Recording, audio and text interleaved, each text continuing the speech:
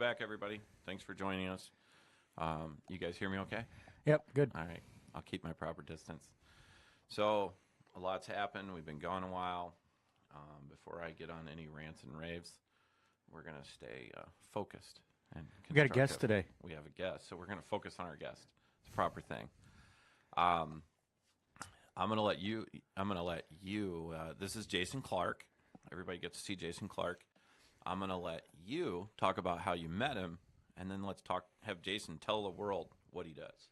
All right, so I met Jason through a training group that I belong to. I was looking to kind of be a little bit more holistic in my self-defense training because I've always been a gun guy, but not a lot of other things.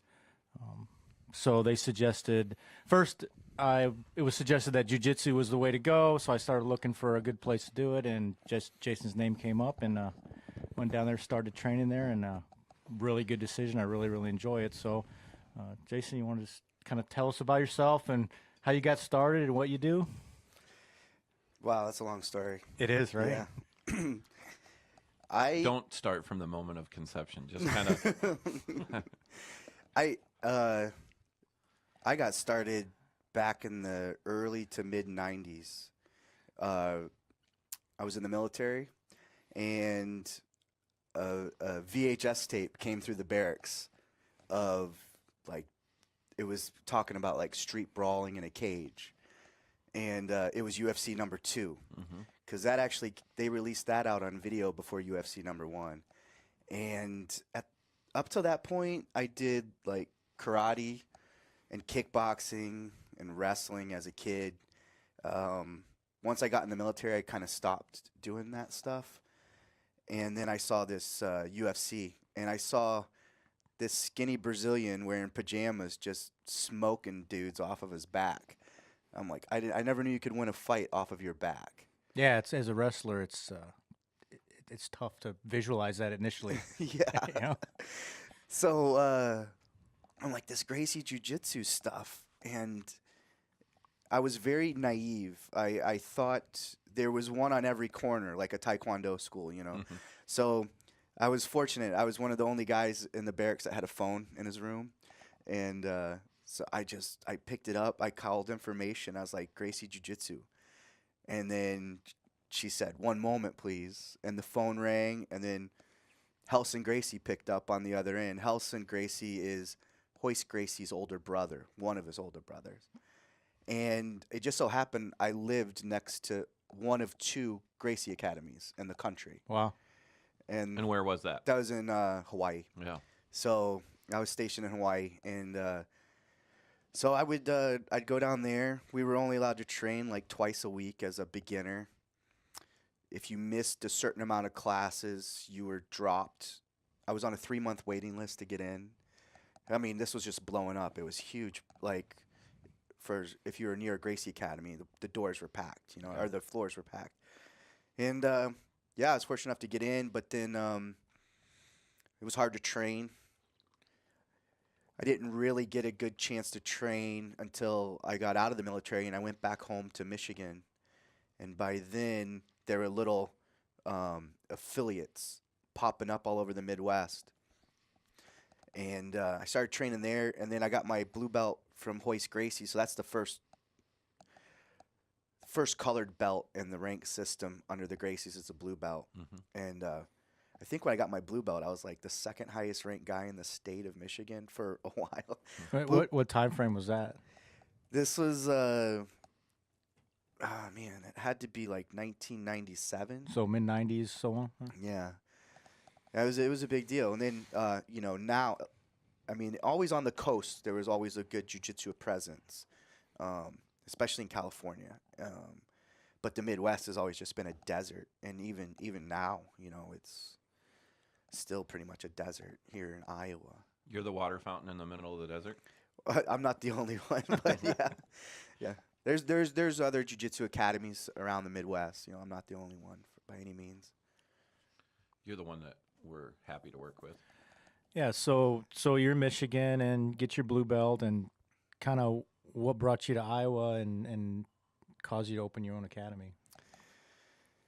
It was So I was working at the University of Michigan doing research in pediatric nephrology, so kidneys. We study kidney development, and we were looking to move our lab. I was fortunate enough that like one of my best friends is my boss. And we used to work together in the laboratory. Then he got his own lab and hired me. And then we were looking to get away from the University of Michigan. We were looking at different places. And well, Iowa was one of the places, and it had everything that we wanted, everything that we needed.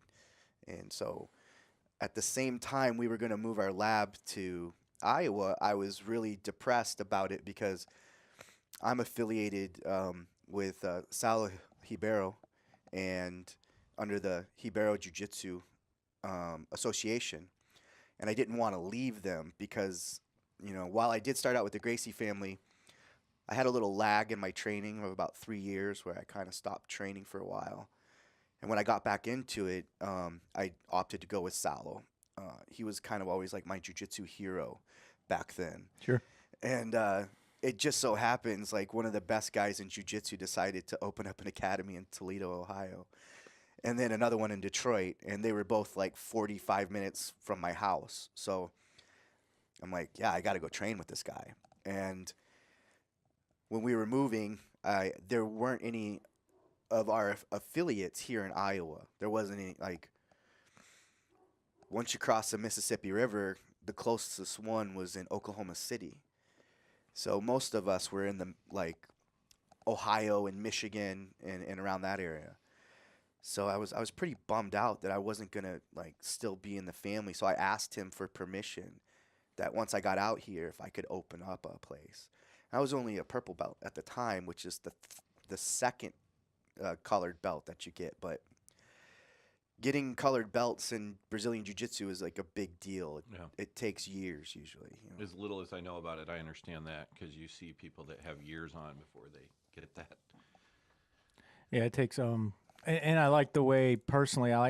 Last belt promotion we had, Jason made a comment where he said, "I don't grade you against other people. I grade you against yourself." That's really motivating for me. Mm-hmm.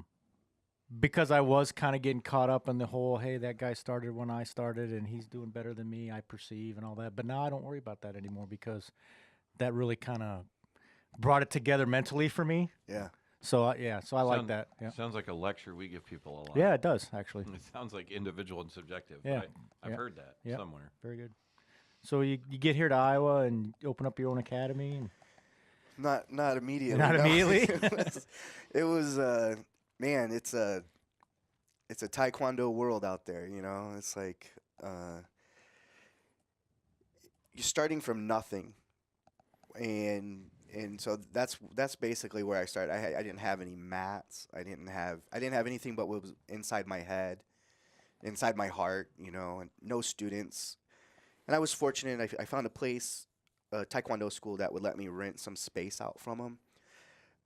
Their mats were very thin, they weren't ideal for, what I like to do. I have a black belt in judo, so I like to do a lot of takedowns and throws and things like that, and just couldn't do that. There's no air conditioning in there, so it was really hot in the summertime, really cold in the winter. And yeah, no students, I didn't have a good marketing plan or anything along those lines. I still don't. We've also heard of that subject. Yeah.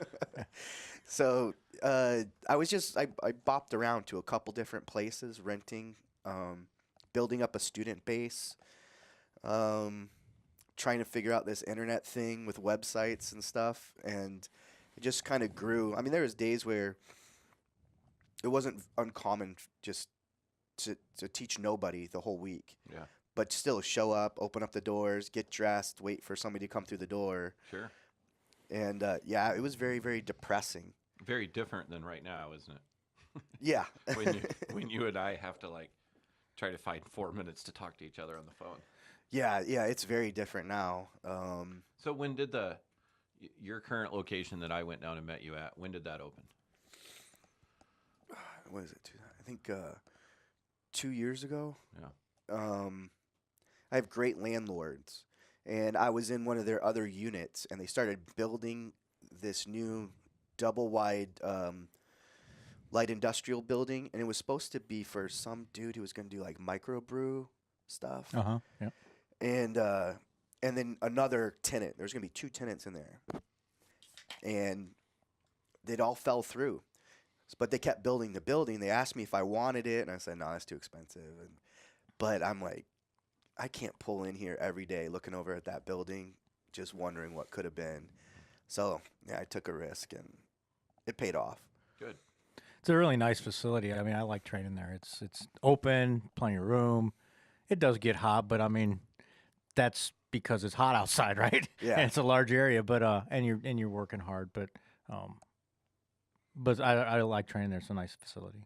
Yeah, I like it. It's nice, and I try to keep it clean and uncluttered on the walls and stuff like that. Just Well, I like it. Simple. It's not about what's on the walls, is it? no. So how did you, let's go back and tell the world, not so much how you and I met, but how did your interest in mixing guns with hands-on stuff, how'd that start? Oh man. It started. No, you can move it around so it's closer to you. Go ahead. It started with.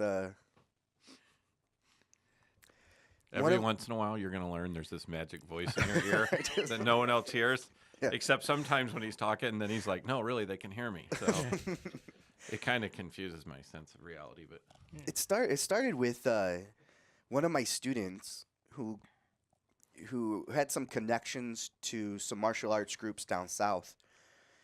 He tells me about a knife, an anti-grappling knife, and I've always like. When you get involved in jiu-jitsu, you often hear from others that aren't doing jiu-jitsu, they're looking for a way to solve the grappling problem that a jiu-jitsu guy can pose. Like, because once a skilled grappler gets their hands on you, it's difficult. It's hard. Mm-hmm. It's not intuitive, and I always get upset when people are trying to find a tool to solve a problem instead of build a skill set. And so I took it as kind of an insult in the way I'm like, there's no anti-grappling knife. No one's going to, it's like, no, this the knife. The magic lasso of truth. If you get into it with a guy who's carrying this knife, you're through. You're done. And I'm like, that's a bunch of crap. And I started looking into it. And I followed this group called Shivworks. I followed them around. I kind of stalked them for a few years. Every once in a while, I'd get a little ticked off about it again. I'd go back on the internet and see what they were doing. And then I, for whatever reason, I guess early on, I didn't know that the guy that runs Shivworks, or who started Shivworks, Craig Douglas, I didn't know that he was actually teaching courses. I thought he was just hawking knives, selling knives. And, to Craig's testament, I'm carrying one of those knives right now. So the clinch pick? Yeah, the clinch pick. Yeah. It's a great knife. But that's how I started. I stalked him angrily for a couple years, and then I went and took one of his courses up in Minnesota, Edge Weapons Overview. And it was one of the first times since I started jiu-jitsu that I stepped outside of the jiu-jitsu world for some sort of like self-defense training or something like that. Sure. I'd been doing my own stuff, modifying the dogmatic self-defense that they teach in jiu-jitsu. I've been modifying it over the years because I didn't really like it. I didn't think it was realistic. But when I got up there and I started working with this whole other group, and I was very apprehensive, like what kind of caliber of people am I going to be training with? Because usually, I'm used to in the jiu-jitsu world, I'm a certain caliber of person, and there's a great bunch of people, and they trained really hard. The training was, dude got knocked out cold in my class, and we were wearing padded gear and everything. So this hard contact, force on force, reality-based self-defense training. Yeah, that was like one of my first tastes of it as a civilian, and I fell in love with it. And what I realized was that's what I wanted to be doing all along, you know. So I just jumped on it's more or less the ShivWorks bandwagon. I think in 2 weeks, I'll finish up the last course in their catalog of courses. So armed movement and structures. So it's basically, you know, clearing a structure as an individual, like your house or something along those lines. Yeah. So that's going to be force on force. Yeah, that's a pretty good course. I wanted to get up there and couldn't get in it. I don't think because his courses are sold out ahead of time. Yeah. More often than not. I'm kind of where you were 3, 4, 5 years ago. Whenever you started, kind of you're working through the catalog. I've been to ECQC once, and you know I want to go to more because those classes are very. I don't know if empowering is the word, but they're very satisfying. I guess like. I felt like you learned some valuable skills, you applied some real world knowledge, and it's simplified down to like these are the basics. And that's kind of where I got into, kind of where I found you. So I was involved with those folks in that kind of group of people that followed these things, and that's where I even learned about jiu-jitsu. Yeah, and a lot of people learn about jiu-jitsu after ECQC. So the extreme close quarter concept course that Craig offers, they get into those, this is going to be, part of it's going to involve live fire, like 0 to 5 feet with your pistol. And Craig also, for some of his courses, will use the T-guns, the Glock simunition. And I think I have a scar right here on my neck from the last iteration of it. So, yeah, they leave welts and scars on you. The ones that people always say, those don't hurt, do they? They hurt, dude. Especially if you put the little ammunition in the freezer. Especially if you don't listen to your instructor that says, tuck a towel down there before we start. So. Yeah, definitely. So some of these evolutions are 2 versus 1. Some of them is just straight up 1 versus 1, and the good guy's already on the ground on their back and starting in. Did you have that iteration? Yeah, I got my butt kicked in that particular. Yeah. I mean, I have eventually managed to stand up and escape after I got pounded and stabbed about a bazillion times, and I inappropriately accessed my weapon and it malfunctioned, and I just threw it because it wasn't a good time to get it out. It was a bad timing decision. Yeah, bad timing decision, exactly. And so yeah, it's very. But it tells you what not to do, right? So that little bit of information tells me, should I ever get in that situation? Maybe I need to wait a minute. Get control of some limbs. Yes. Do some other things, right? Yeah, that's the part that gets difficult for people because you've got this gun on you. And guns solve problems, right? Yeah, that's what they say. Because if I would have had a gun, I would have took out the guy at the 32nd floor of the hotel in Vegas. Yeah. I haven't heard that at all this week. Right. Talk about that later. Yeah. Later. I'm just over here doing some deep breathing until we get there. But you learn a lot in those courses, and that's where it seems like here in the Midwest. People will go through an ECQC, and one of the they're non-jiu-jitsu people. They'll get their butt kicked in some of those evolutions down on the ground, and one of the first things that Craig will tell them is you need jiu-jitsu. And if we're here anywhere near Iowa, usually he'd be like, Jason, go see Jason or something along those lines. Because it was with my going through those courses, I started working on weapons retention techniques. Craig goes over, he's got his. I was getting into some different positions, and it did help me revamp my whole curriculum as I teach it, like at my jiu-jitsu fundamentals classes that I teach, where most of my basics will work whether you're carrying concealed or not.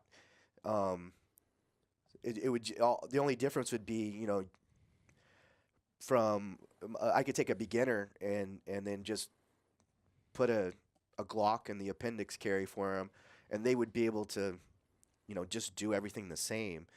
The thing that we worry about is someone on top of you, Sure. and they discover that you're carrying a weapon, or you have a bad timing decision and you expose your concealed weapon, and then they try to get it too, and so you're fighting over a gun on the ground, and that's always bad. Do most fights go to the ground? Well, they say they do. I don't know if I've actually seen any statistics, but I know here in this region they generally will, because everybody's either seen wrestling or is a wrestler, pretty much, Or thinks they're a wrestler. or thinks they're a wrestler.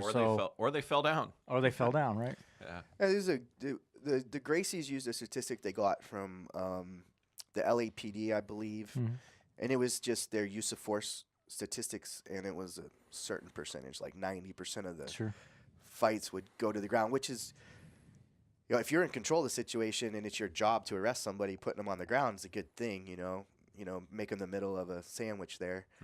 But there's a lot of times where people don't want to go to the ground, but they trip, they get tangled up, or they fall over something in the environment, So, I mean, you always got gravity trying to pull you down to the ground anyway.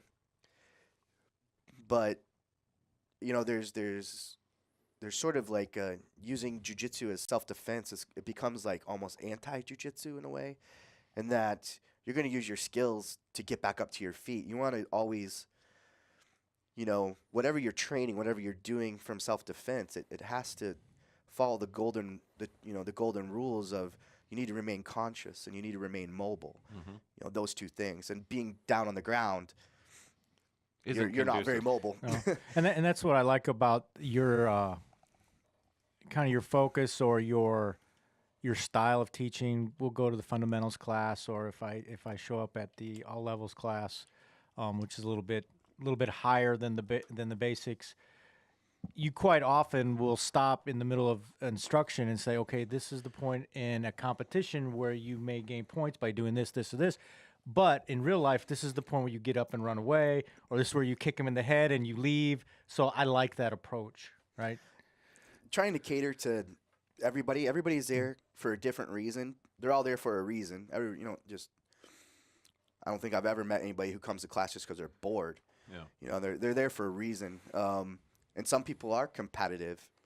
While I don't focus on competitions, you come to my academy, there's not like belts and medals and stuff like that hanging all over. I do have a handful of people who like to compete. They do very well. Yeah, there's some very successful people. They turn me into spaghetti like every time. Yeah. So, yeah. I'm trying to cater to those guys. I'm trying to cater to guys like you and me. I have a law enforcement scholarship program, so I've got cops in my class, and I don't try to derail it and go into like a big cuffing procedure or anything like that, but just kind of pointing out, and they can see that they're in a good spot, like, oh, if I'm in a good spot to cuff somebody if I get them here. Yeah.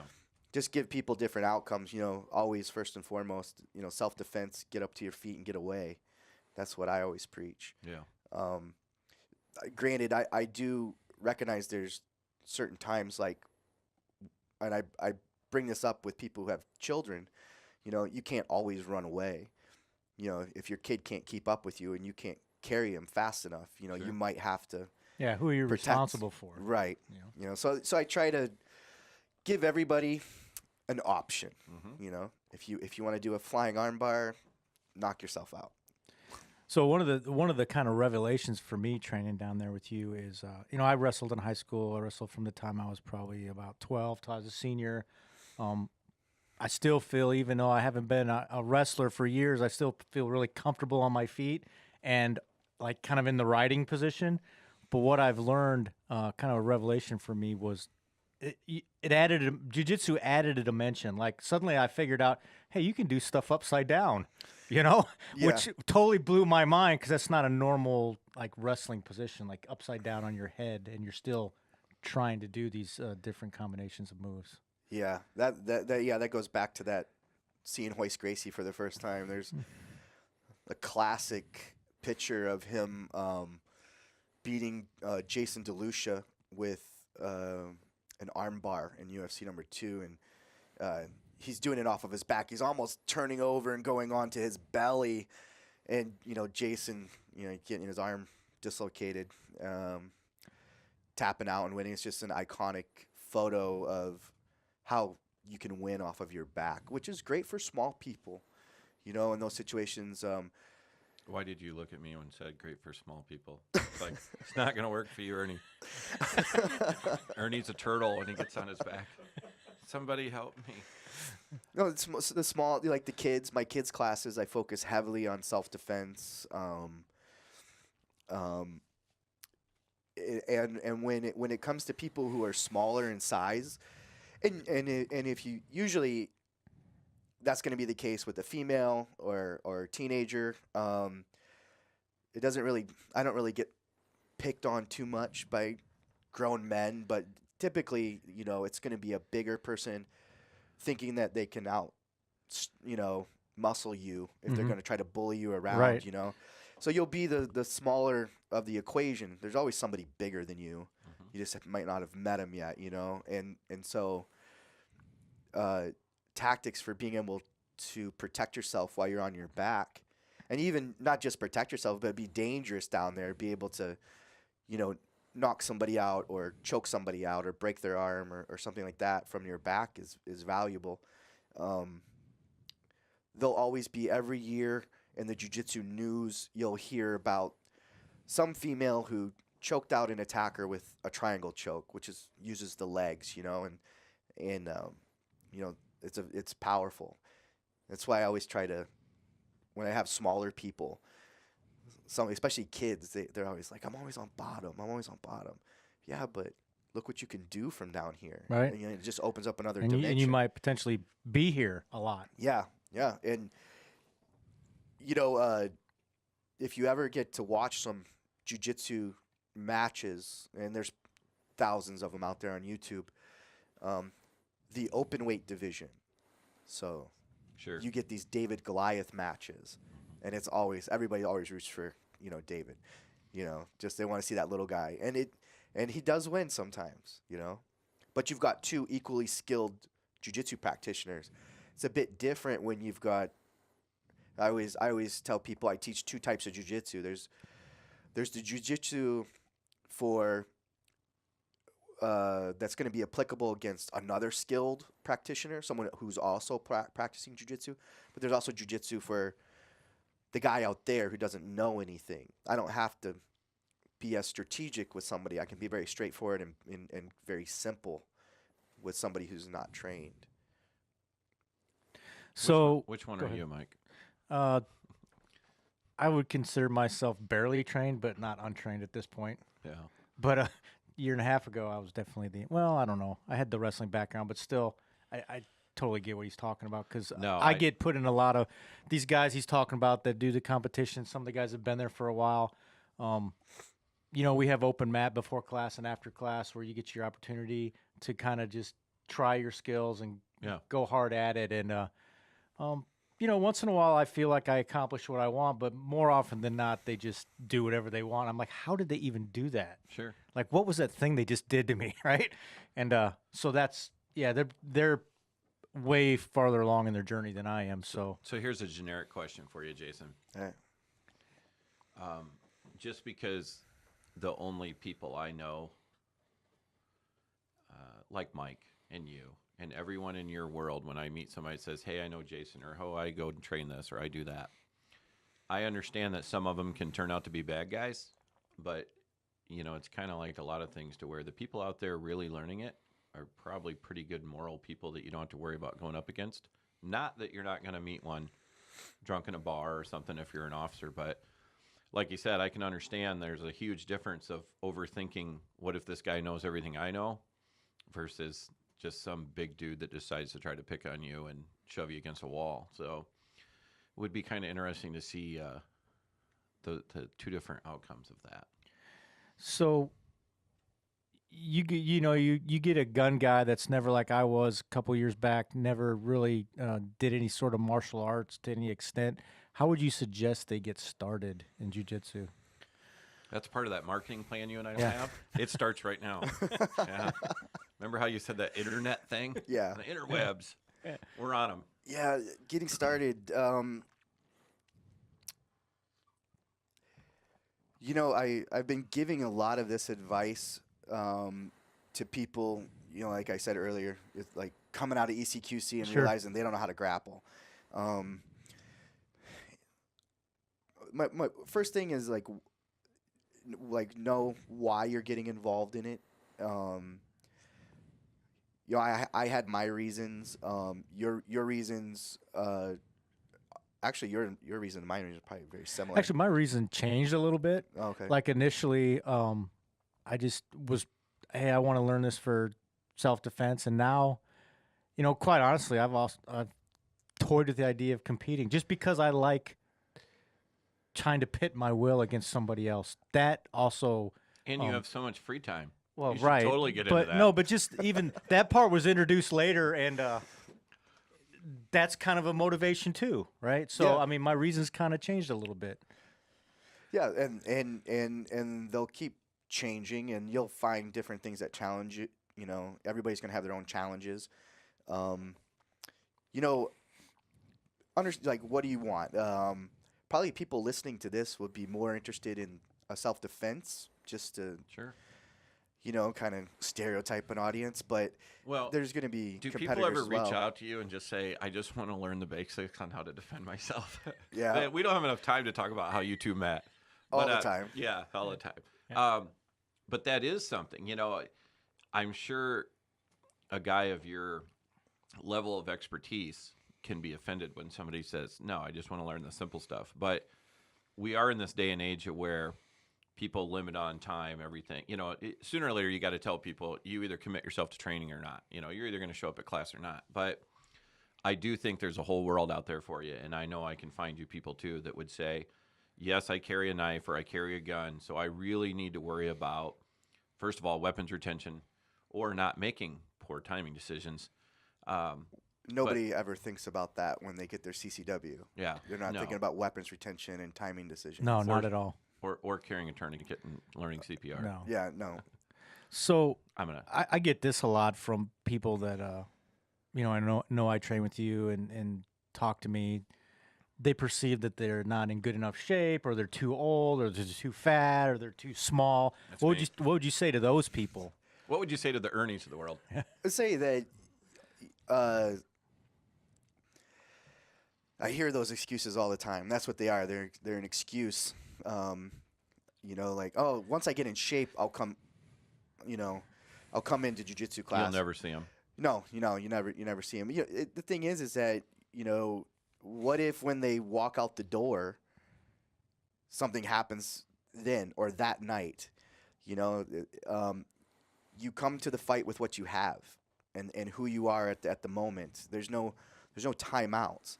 There's no, you know, let me go take some steroids and drink a Monster and I'll be right back. It's Hey, like, don't make fun of my plan.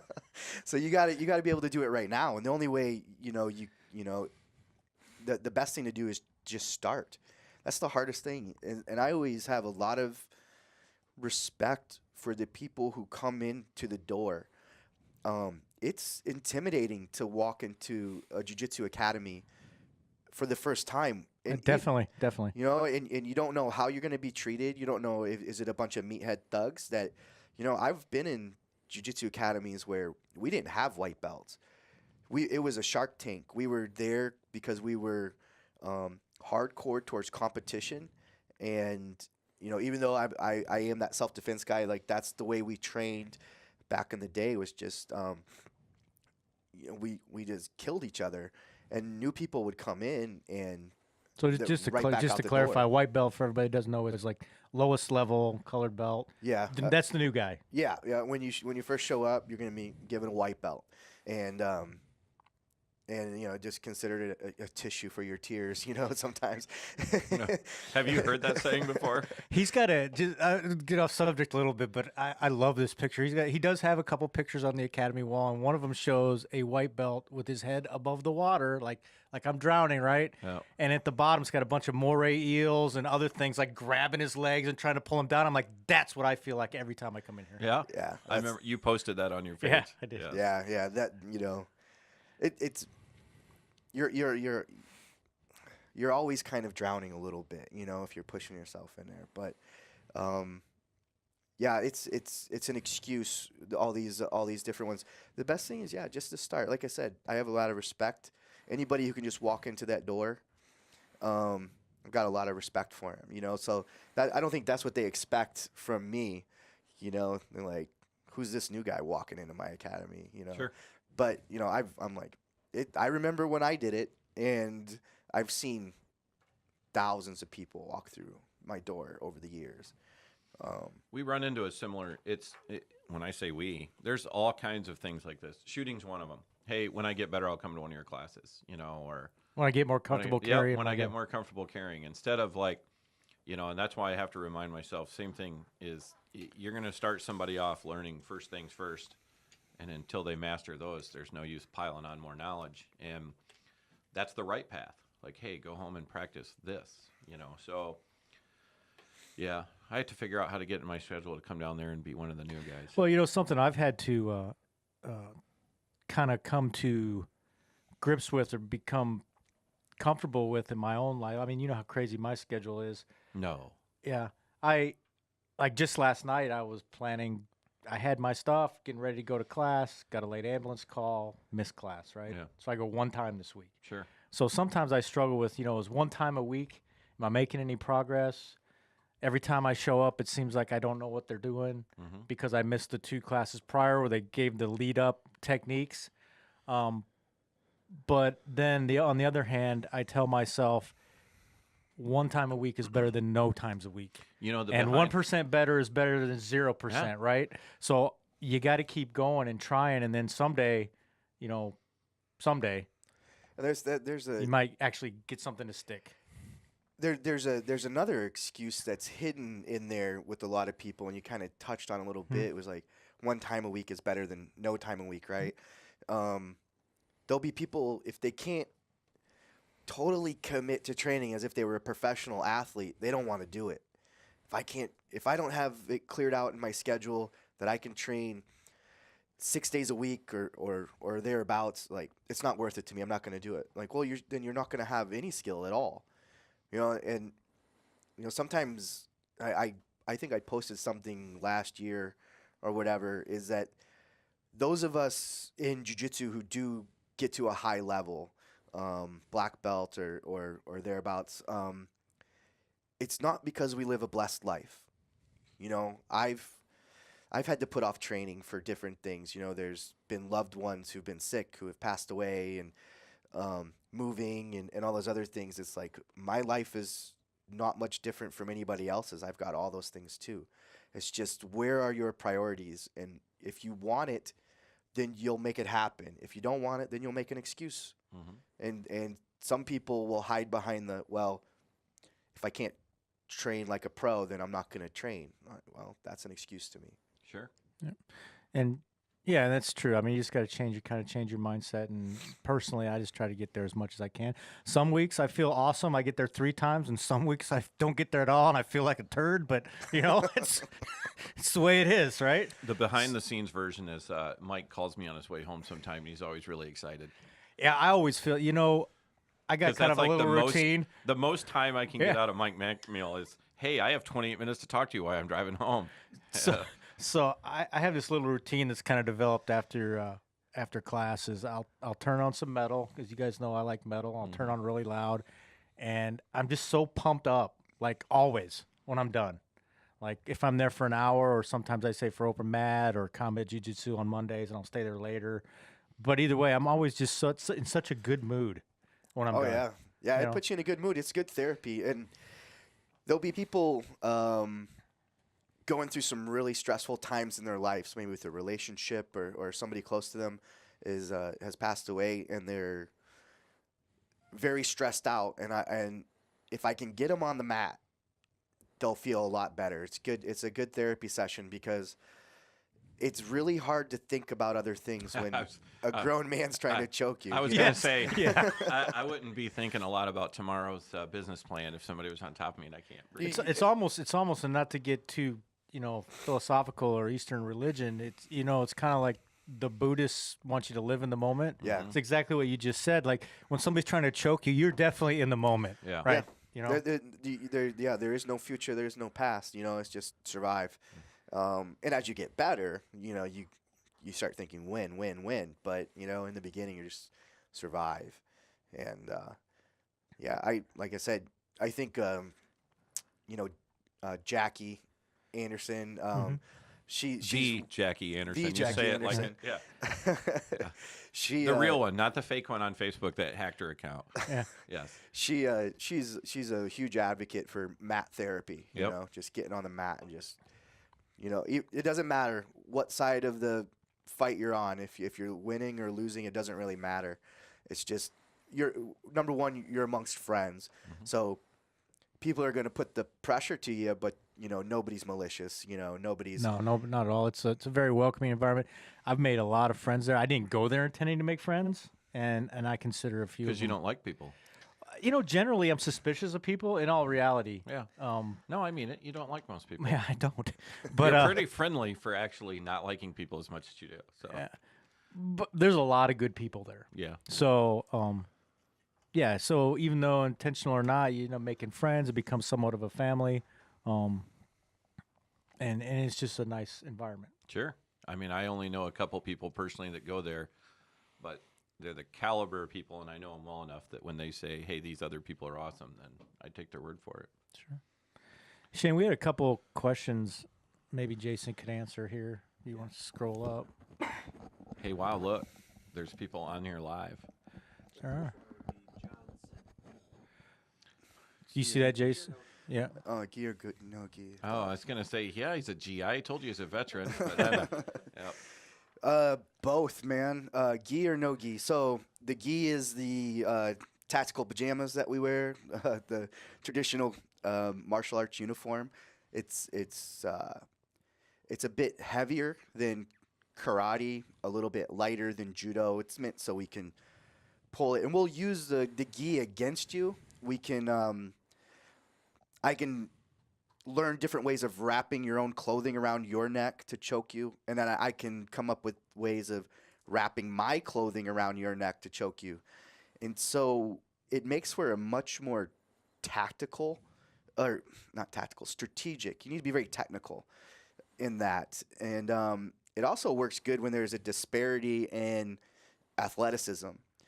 Somebody like myself, I'm not as fast as I used to be anymore. If I can get a grip on something, I can slow down that little guy bouncing around all over the place and kind of slow the fight down. And there's always been sort of a point of contention in the community of should we train with the traditional gi or without, which is more like, in fact, we used to call it submission wrestling. But, now you take away that gi and you take away about 70% of my chokes. And the fight moves much faster too. But I like both because the gi will teach you how to be technical and it'll teach you to be very cunning, and it helps you think really far ahead, where training with no gi helps you learn how to control a person with body pressure and anticipate their movements and not have to rely on your grips to control a person. And I like both so we do both, but we focus more on the gi. So we only have 2 days a week of no gi at my academy. And the reason why I like both is here in the Midwest, you're going to be wearing something along the lines of a fleece or a Carhartt jacket or a ski jacket, North Face, most of the year. And when I was bouncing, I used to be a bouncer just outside of Detroit. And I never punched anybody. I always talk to them, but whenever I had to go hands on, it seemed I used their clothing against them, and there was some brawls where I just used their jacket like a jiu-jitsu gi and just choked them unconscious and dragged them out the door. And so I think that that's really applicable here. You'll get some people teaching how to do chokes with T-shirts and things of that nature, but you know, don't overlook how close a jiu-jitsu jacket is to your North Face fleece. You know, Sure. and we'll do things like I'm getting ready to put it on the schedule here. I like to do seasonal self-defense classes or jiu-jitsu classes where every season we have a class where you wear your street clothes in and you see how they are to grapple on the ground and to fight in your street clothes. Some guys will come in like suits. They'll go get some suits from Goodwill because they don't want to wreck their suit, but they want to see what it's like to fight in a suit. So I'll keep some of my clothes, like when I rotate out clothes, I'll keep some so I can wear them for those classes. Figure out how to choke somebody without a T-shirt. That's a great idea. I think there's a lot of change too between the gi and the no gi. At my very, very basic level of experience, I'm starting to, I've got about 2 chokes that I'm like, I can do that, right? Yeah. Or a couple moves that I'm like, I can do that, and I practice them.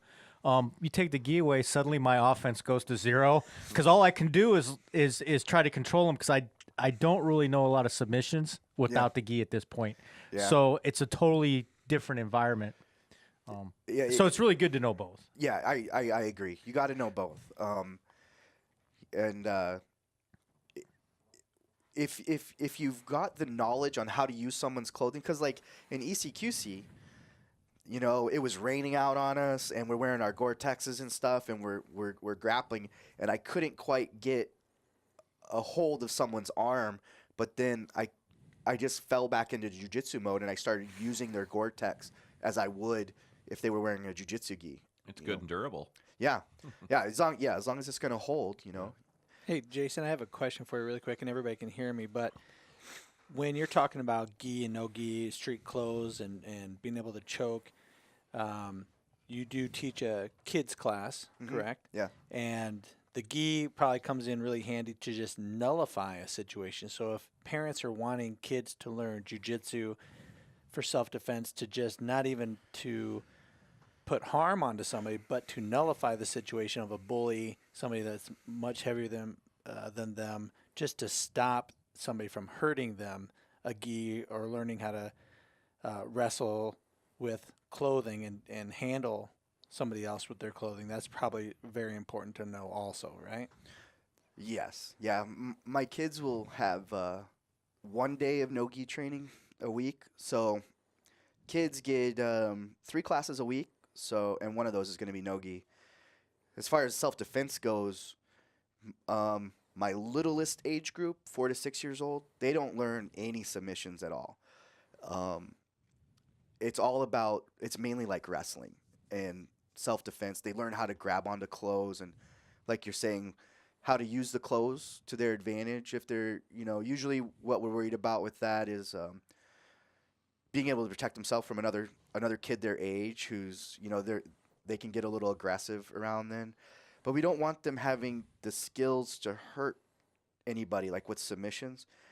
And then in my next age group up, which is about 7 on up to 13, 14 years old, the beginners don't really learn submissions for like the first year or so. Again, it's all about self-defense and positioning. We come back to it. I don't think it's a good idea to teach young kids to solve problems with striking. Striking is an option in self-defense, but you can defend yourself with jiu-jitsu and not leave a mark on a person. Sure. And some of my kids, I had a kid who he, for whatever reason, was left alone in a room at school with somebody who was being punished, and this other child had anger management issues, and he came over to my student who was like doing a makeup exam or something like that, and was so angry, and he punched him right in the face. That's how it all kicked off, which is how a lot of real fights kick off. You Sure. get jumped like that or surprised. And we kind of go with the idea of if that happens, the first thing you should try to do is put him on the ground. And so that's what he did. He jumped up, he double-legged him, got into the mount, controlled that child underneath them. We have ways of staying on top that we teach the kids. No matter how this person's thrashing about, I'm going to stay on top and stay in control because I'm safer here than this guy chasing me around the room. And then when the principal came in, he saw, yeah, my guy was on top of the other guy, but my guy had a black eye because he got jumped. Sure. And quickly assessed that situation and realized that, you know, my student didn't do any harm to the other kid at all. He just, you know, maybe, you know, he's got a lot of bruise on his butt and a bruise on his pride, but you just double-legged him. So, yeah, I like to give them the skills to solve those problems without striking. I think the emotional fallout for a child with strike. I mean, my first fight, I was in the 3rd grade. I was always young because I have a late birthday. In fact, today's my birthday. So Happy birthday! Oh, All holy right. cow, we're gonna sing. So I was always young for my class. So Sure. when I think I was like 7 or 8 when I was in the 3rd grade, and you know my first fight was with a 5th grader, and I didn't know much of anything other because I was in karate a little bit. I wasn't even in karate at that time. I was just watching Bruce Lee films and stuff like that. Same thing, right? Yeah, exactly. I didn't know how to solve the problem of this bully at the bus stop, and he was, you know, 5th grade, so I punched him, but it was kind of scary, you know, punching and getting punched when you're young. It's not fun now. No. But I think the kids, if they're going to protect themselves in that way, you know, can they handle it when it gets bloody and ugly, you know? And then what happens when, you know, the parents and the teachers and all that get involved? Sure. It's a bit scary. The way that we try to solve it is try to eliminate all that. And Sure. the more advanced kids will learn strikes and their self-defense stuff, but I don't want it to be the focus. I don't think it should be the focus, and I think it's in some regards it can be a bit irresponsible to give a child those kind of tools, but not help them develop the emotional skill set that they need to handle it when it gets ugly like that. You know, usually they're too young for it. And I've seen you do that a lot. Just in the, you know, I catch the tail end of the kids class a lot when I show up. A lot of emotional coaching going on. You know, like, okay, we need to settle down and you know, do your thing, and kind of getting their attention back to the job at hand and whatnot. And that's good for kids. Yeah, and we try to do a life skill every month. So, anger management is one of those life skills. Just a little mat chat at the end of class when we have time, and there's one for each month, and just try to help them with that. And sometimes a kid will, if they've been with me for a while, maybe they've heard the same mat chat, you know, a few times. But, Sure. Sometimes they won't listen to their parents. Their parents might give them the same advice that I'm, you know, give them, but they don't want to hear it from their parents because they hear it all the time, you know. Sure. But they'll take my advice sometimes.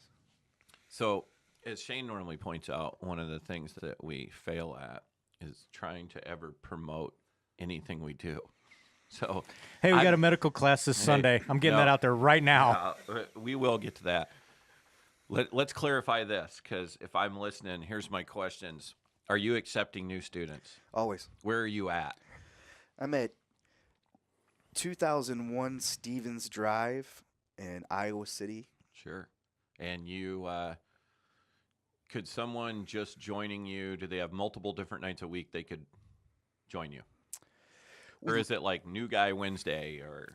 I like the new people to come, the new adults to Sure. come on Mondays and Wednesday nights. Okay. Usually it's best to email us or call us and set up an appointment. And we've got a trial program. So I have to try out. No, you don't have No. to try out. But this is to see for people to see if they're gonna like it or not. Sure. And also to see if I'm gonna like you. So, but so you come on in and I don't know. I want to say it's like $44.99, and you get one of those jujitsu gis that we were talking about, which can be a breaking point for some people, because what I'm trying to do is I'm trying to get people on the mat and training as fast as possible. Sure. So usually a person will walk in, they'll get like a couple of classes free, then they'll be expected to pay a monthly tuition and then buy their jiu-jitsu gi all in that, and that can be a good chunk of change. Those things can get up to $100-$150 real fast. Sure. So for $44.99, I'm going to give you 4 classes and one of those jiu-jitsu gis. And, if you don't like us, but you still want to keep doing jiu-jitsu, you still want to do it with us, that gi is going to be good anywhere. You can take it. Yeah. Take it anywhere, but I think you're going to like us. So. Sure. So you're saying somebody new and interested could join for $50 a month, you're saying? For our trial program? Sure. It's going to be, $44.99. And then if you like us, right now we're doing $99 a month. So it's $99 a month. Yeah. So they have the investment of their gi, $99 a month if they love you and want to stay there, and that's all they're spending? Yeah. It's a bargain. And you can go as many. I mean, if you have the time, Yeah. you can go. I mean, you can go 7 days a week. I mean, Sure. Jason's not there 7 days a week, but he's there like 5 or 6 days a week. Yeah. But there's open mat and other instructors that help him out, coaches. Sure. Yeah. They run stuff on like Sunday and whatnot. Yeah, we got Saturday, Sunday classes, Friday classes. Doing a noon class, and I'm trying to work with one of my guys and see if we can get some mornings in there, because he's a morning guy, and I've got other people that want those early morning classes.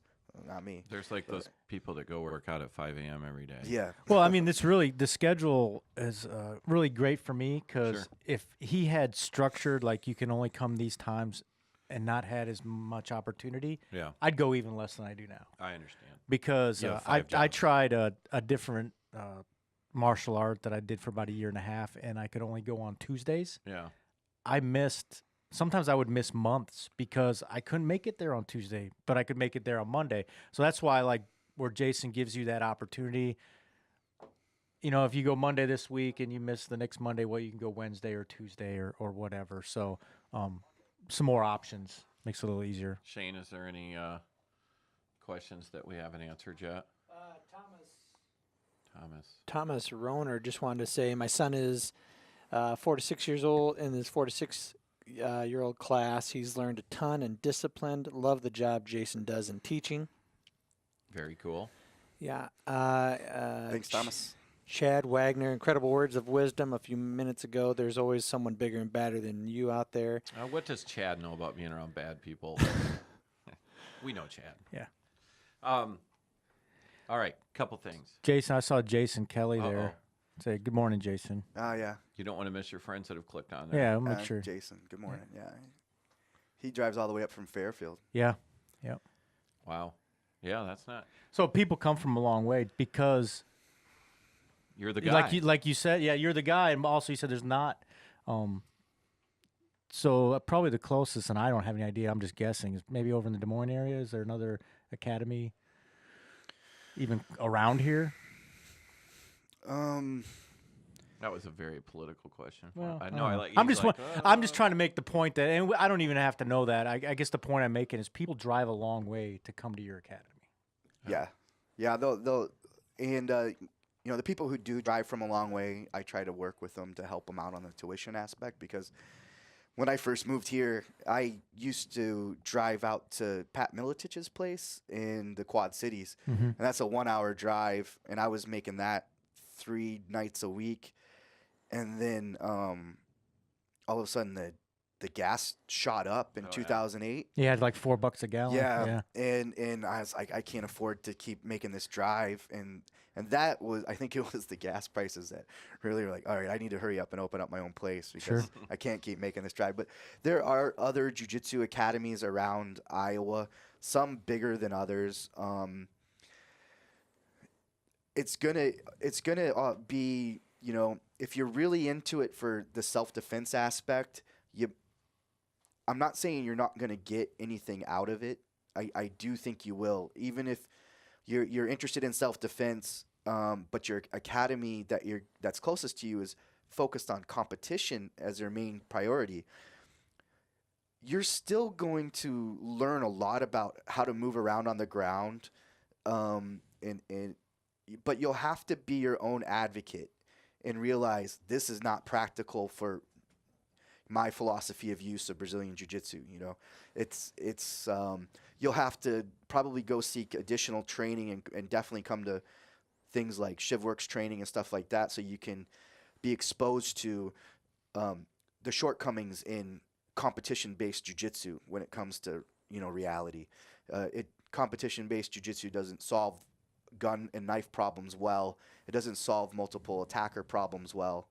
But there's a lot of valuable lessons that are in there. You'll just have to be your own advocate more. So you can find little ones around. They're not all going to be run by a black belt. Sure. But that doesn't mean the training is going to be bad. So in the world of CVO followers, CVO gun talk followers, if people were wanting to take the approach as a self-defense and they are people that carry like daily defensive tools, you're the guy to go to, right? I would think so. I don't You're really. supposed to learn to be able to promote yourself. Yeah, okay. Yes. Let's say yes.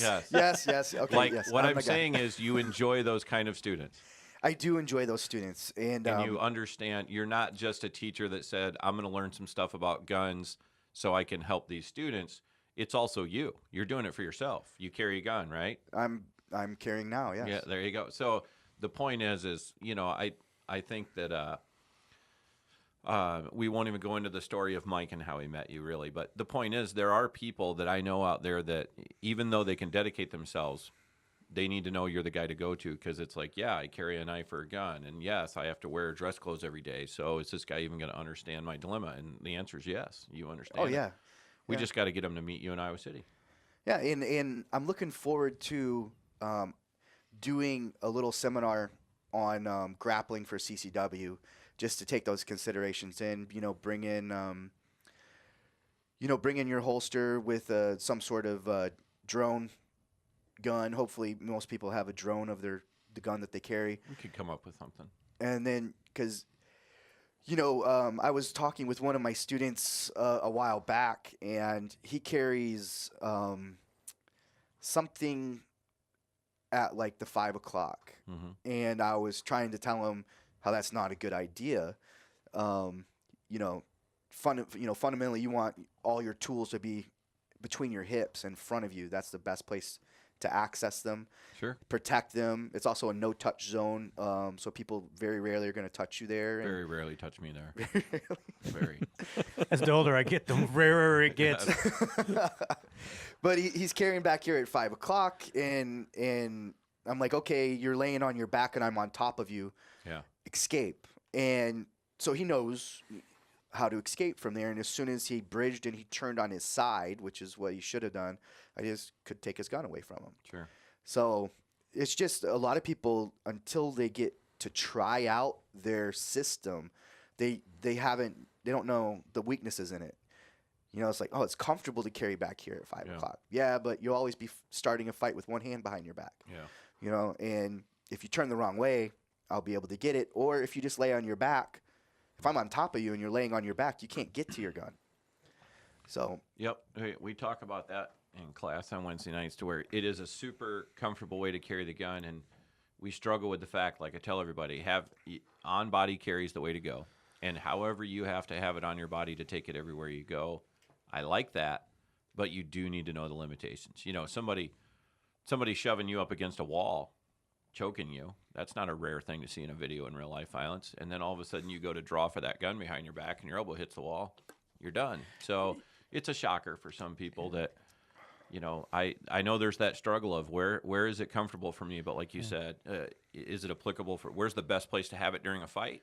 Oh, somewhere So up front. you kind of struggle with that whole consistency thing. At least I do now, right? Sure. So intellectually, I agree with Jason. Totally agree that appendix carry is the way to go.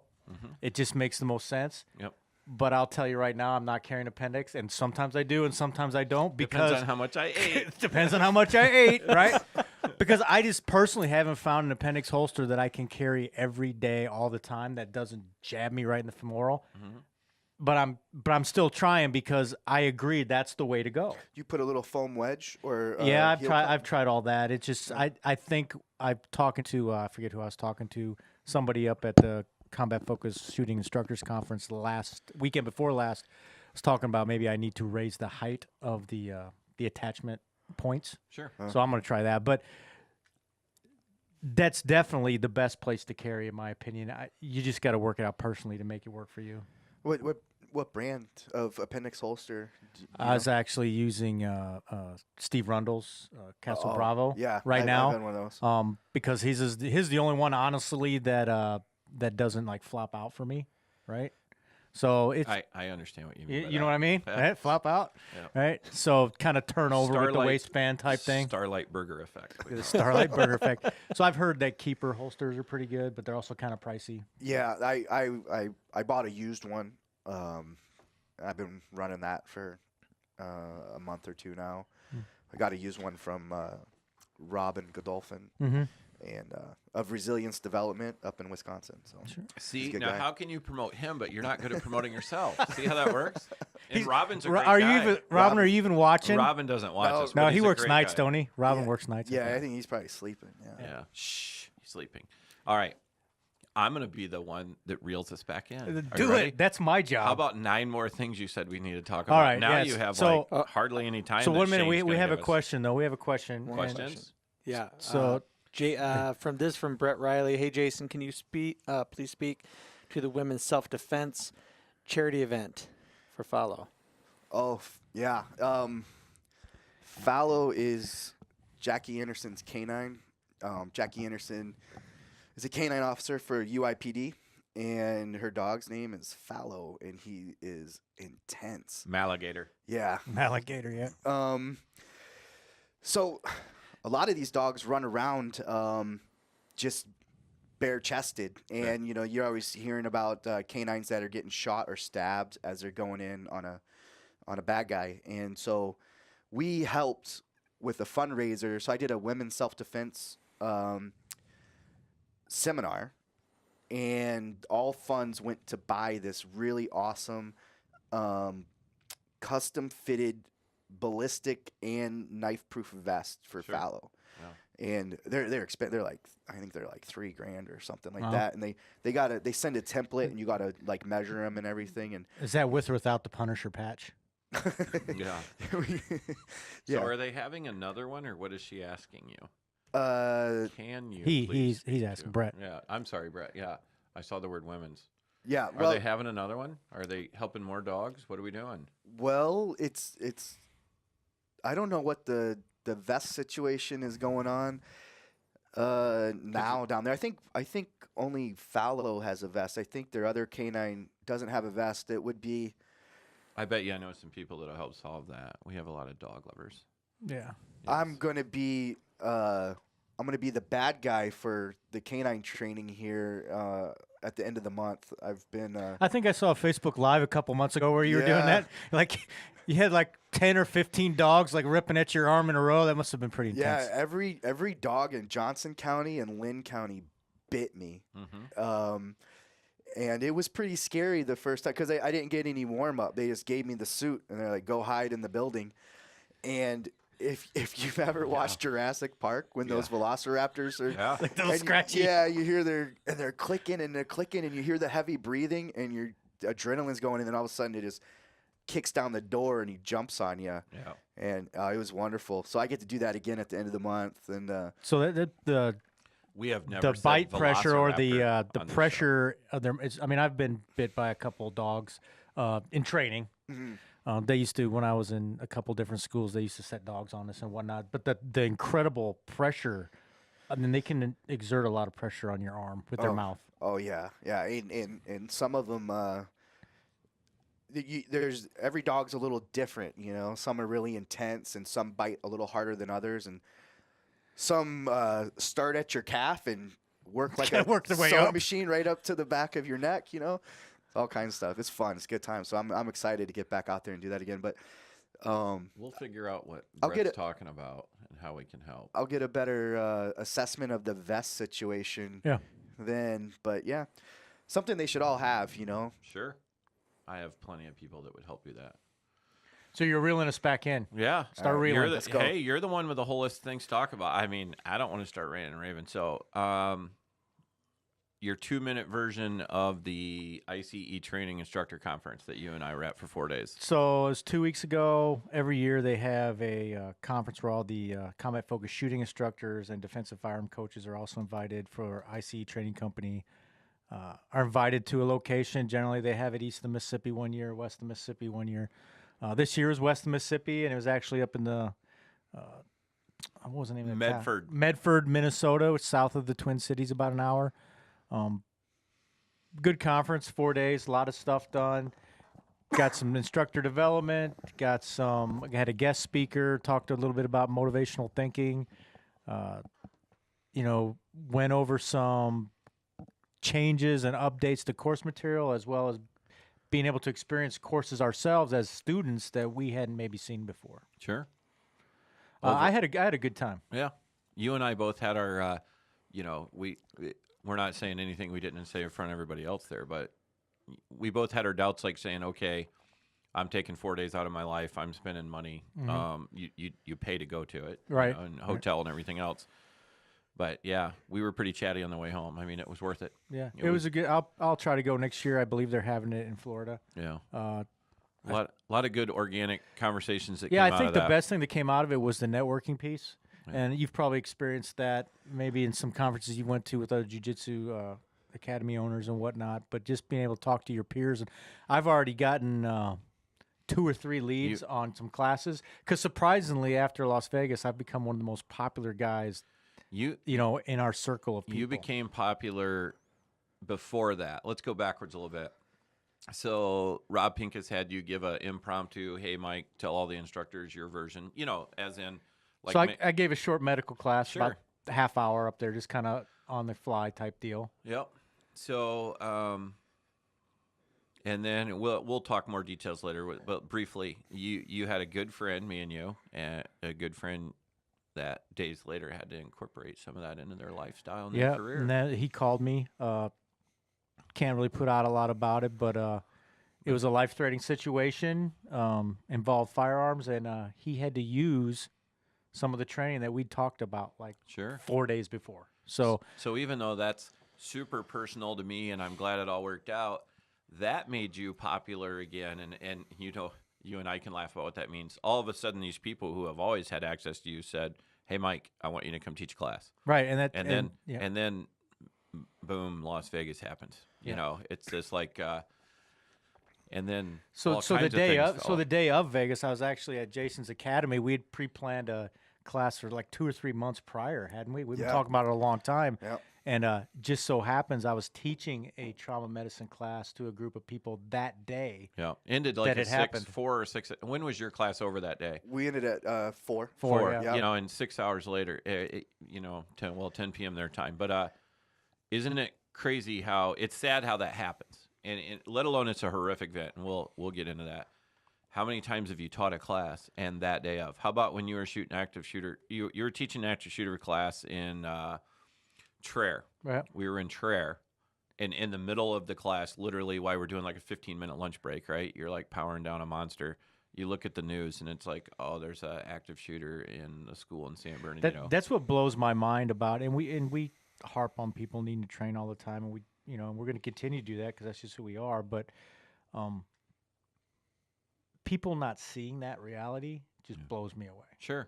I mean, that's one of 5,000 arguments I've had. And when I say arguments is, if you can't see past Ernie the gun store guy, that's fine. Shame on you. But how many people can go back and find a podcast where we don't mention go get medical training, go get medical training? So when you reach out to the public and you say, well, what could be done? And you say, well, people should be better trained. They immediately go off on you because you're Ernie the gun store guy thinking that I meant gun training, which if you're going to carry a firearm, should you get a lot of training? Sure. But I'd rather you have CPR. And We just spent an hour and a half talking about something that was gun related, but not guns. Sure. So, I mean, that proves that and all that's the- not what we're about. And right? all the things that Jason can do and that I would like to learn to do involves controlling a situation to make yourself safer and get away. Right. And that's not, like he said, is, hey, I can totally understand his point of view of in competition, you would do this. In real life, get the hell out of there now that you've reached this point, Yeah. So that's kind of like, let's talk. You want to talk about Vegas? Let's talk about Vegas. Yeah, it has to come up sooner or later, hasn't it? So, I don't know when you guys watch this live or if you watch this later. About 3 or 4 days ago, they had one of the worst mass shootings in American history in Las Vegas. Guy was shooting from, reportedly, from the information we have, and we don't have it all, shooting from an elevated position in a hotel at a large group of people at a concert. Using a weapon that was modified for a faster cyclic rate of fire and multiple weapons and blah, blah, blah. And what I want to talk about is after the fact, all these conspiracy theories and hey, if I would have been there, I would have done this. And I'm just going to say that that's all bullshit.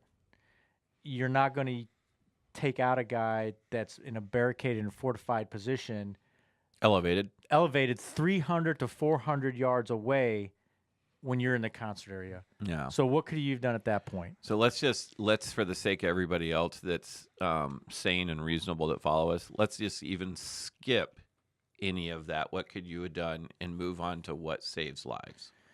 So like we always teach in the active shooter response course, you want to evade, right? So get yourself to safety, find yourself a position of cover, concealment, position of advantage.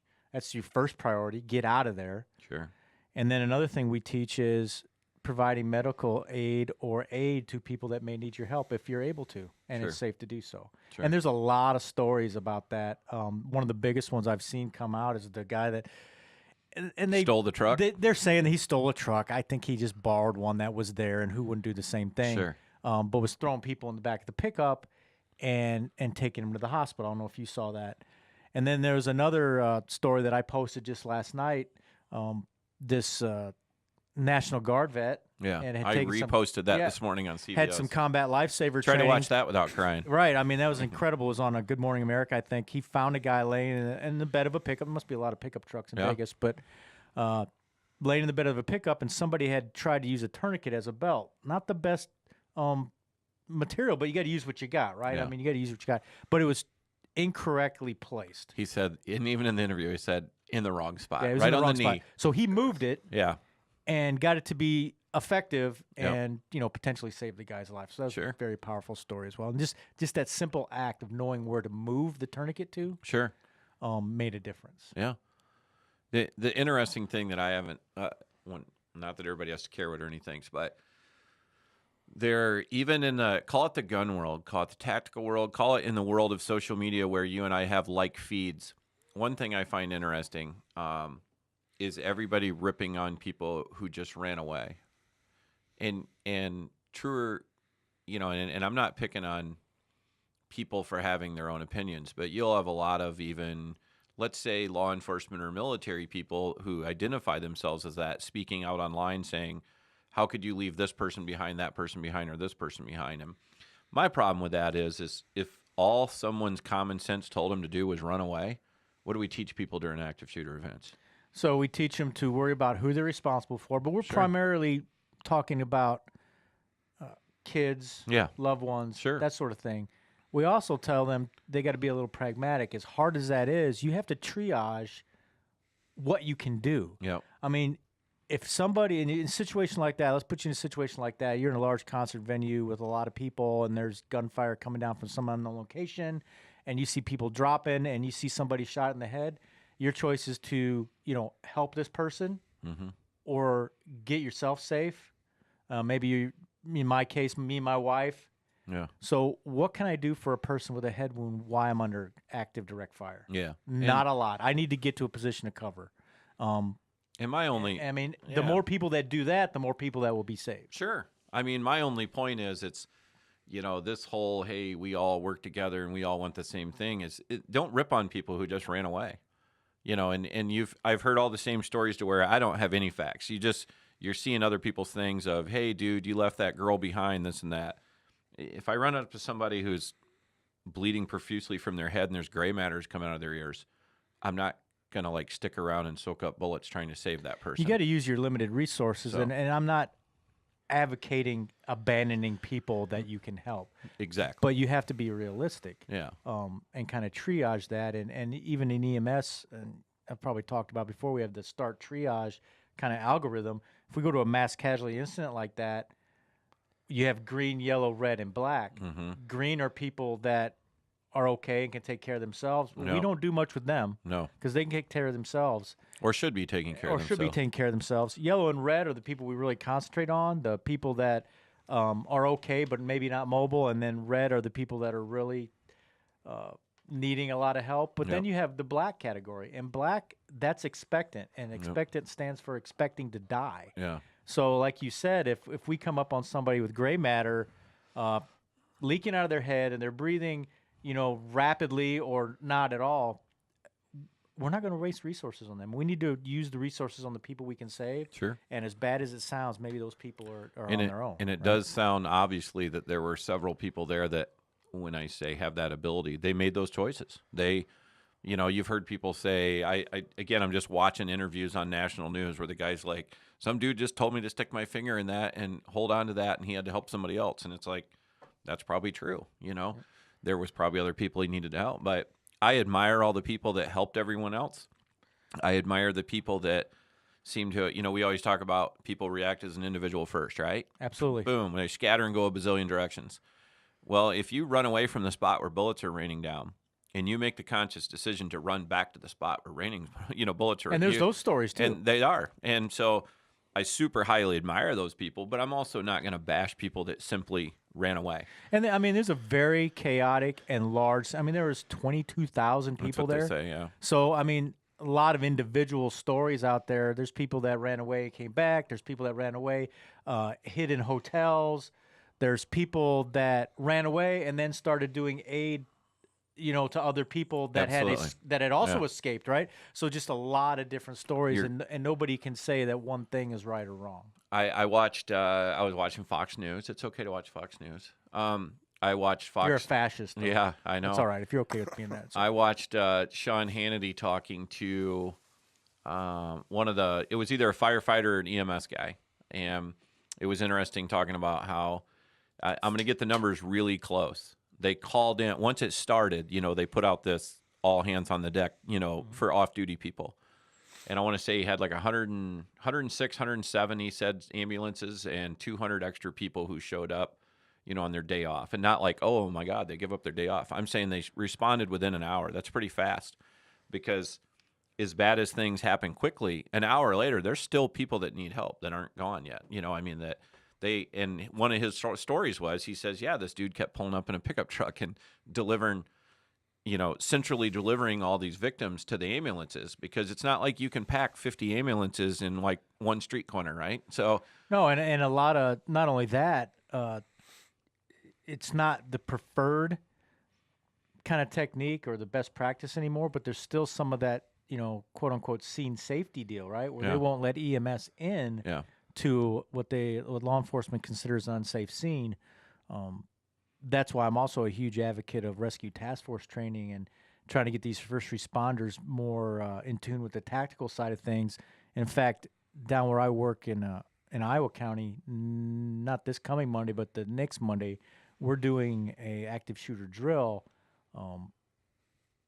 and we're employing the rescue task force model and sending medics in with law enforcement as security and that sort of thing, and kind of not waiting to the old model was the scene needs to be secured and safe. There needs to be a perimeter set up before any EMS folks get in there, and that's not the best practice anymore. You guys get plate carriers and Kevlar? So that's something that we'd like to have, but in a rural county like Iowa County, it's probably not going to happen. So you're going to be using first responders that just, your volunteer firemen and whatnot. But would that be the ideal model? Right, is to sure. Get EMTs, Yep. So some armor? So that would be the ideal model. It's a slow process like anything else. This is kind of new to some people.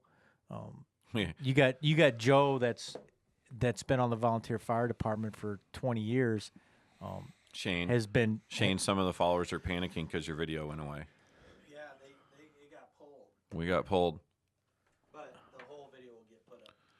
Not it got pulled like there's a Facebook conspiracy that won't let us talk live. But for whatever reason, it just stopped. That's interesting. That's crazy talk. Yeah. That's Anyway, all right. We're still on video, we're so talking. don't pick your nose. Oh, Jesus. All right. Anyway, like I was saying, so you got to change that paradigm, Jason, and just get people more in that mindsets. I could go on and on about the politics in EMS, but there's an old school and a new school type, and I'm kind of more in the new school camp. Yeah. But there's still a lot of the old school, like we've always done it this way, folks. That we're trying to change some minds and get some reality. I think this exercise next Monday or the whatever day it is, Monday after, is going to open some eyes. When they see how chaotic and bad it can be, even in training. Because I've heard it's a tactic that's been tossed around. I don't know. I'm sure you guys probably train it, but a secondary attack once first responders show up. Sure. Right? So they wait for the firefighters and get those guys because they know those guys aren't armed and they don't have any armor. Yeah, and it's tough for me sometimes because I work on the law enforcement side occasionally, but primarily on the EMS side. So I like to see both things, and I actually like to do these exercises from both as part of both groups. Yeah. But trying to get some of my EMS folks, some of my colleagues and coworkers to think in a more what if tactical type mindset. It can be tough because some of them either, there's a lot of it'll never happen here. There's some that just aren't familiar with it, so they're not used to thinking that way. So it's just education. You got to educate people. There's this book called Terror at Beslan you can read. Yeah. And that's the thing. We're not, people will be like, oh my God, you gave these people all these ideas talking about it. So I'll just talk about an idea. Just like you said, if you go inside a school with kids in America and shoot it up, that's going to get attention. I mean, immediate attention. And law enforcement is going to pour in there. And then the word's going to get out and the parents are going to show up, right? Where are my kids? And the EMS is going to roll up and there's going to be a line of people stacked outside of that school. That, if this is shocking people going, oh my God, why is he saying that? Then they haven't read what other people have already planned to do, talked about doing, and done in other places, which is, like you said, is if you know that there's a bunch of injured people inside a school, especially your kids, and you want to get in there, and then the police are holding the line saying we can't have you in there, and pretty soon you have a stack of 300 or 400 or 500 people outside of school. Who doesn't welcome the ambulance to pull up, right? Who doesn't say, oh yeah, hurry up and get up here? Yeah, get the old, hey, we're over here wave. Yeah, and so they must not have read the stories about ambulances that were already packed with explosives, and you pull up amongst another 300 or 400 people. So it's terrifying because you have to think that way. And when I say have to think that way, there's people that have already pulled that off. So, I understand for you how fascinating it must be from the EMS side, the police side, and even the things you've seen in other worlds thing is there's no tactic out of play for the bad guys. No, so what can we do as a average citizen? That whole good guy with a gun thing is, I'm not saying it's not a thing. I'm saying it's a very small part of what you can do. And people that are running around saying, well, if I only had my weapon or if everybody had concealed carry everywhere they went, we would have saved the day. Dude was barricaded, had surveillance on the hallways. There was a security guard that actually confronted him and got shot through the door. I posted that. Unarmed security guard. That guy had balls about, that big. But and we're not going to sit there with a Glock 19 and sling bullets back at a hotel that has. But if you've got a medical training and you've got maybe a tourniquet, thrown in your pocket, you can still save the day. That's just right. In a different way. Absolutely, and that's the point I'm kind of getting to. Just having those skills. Yeah. The skills to have the quote unquote situational awareness to know where your exits are, know where you can go, have a plan. Have some medical training where you can help people. That's what you need to do.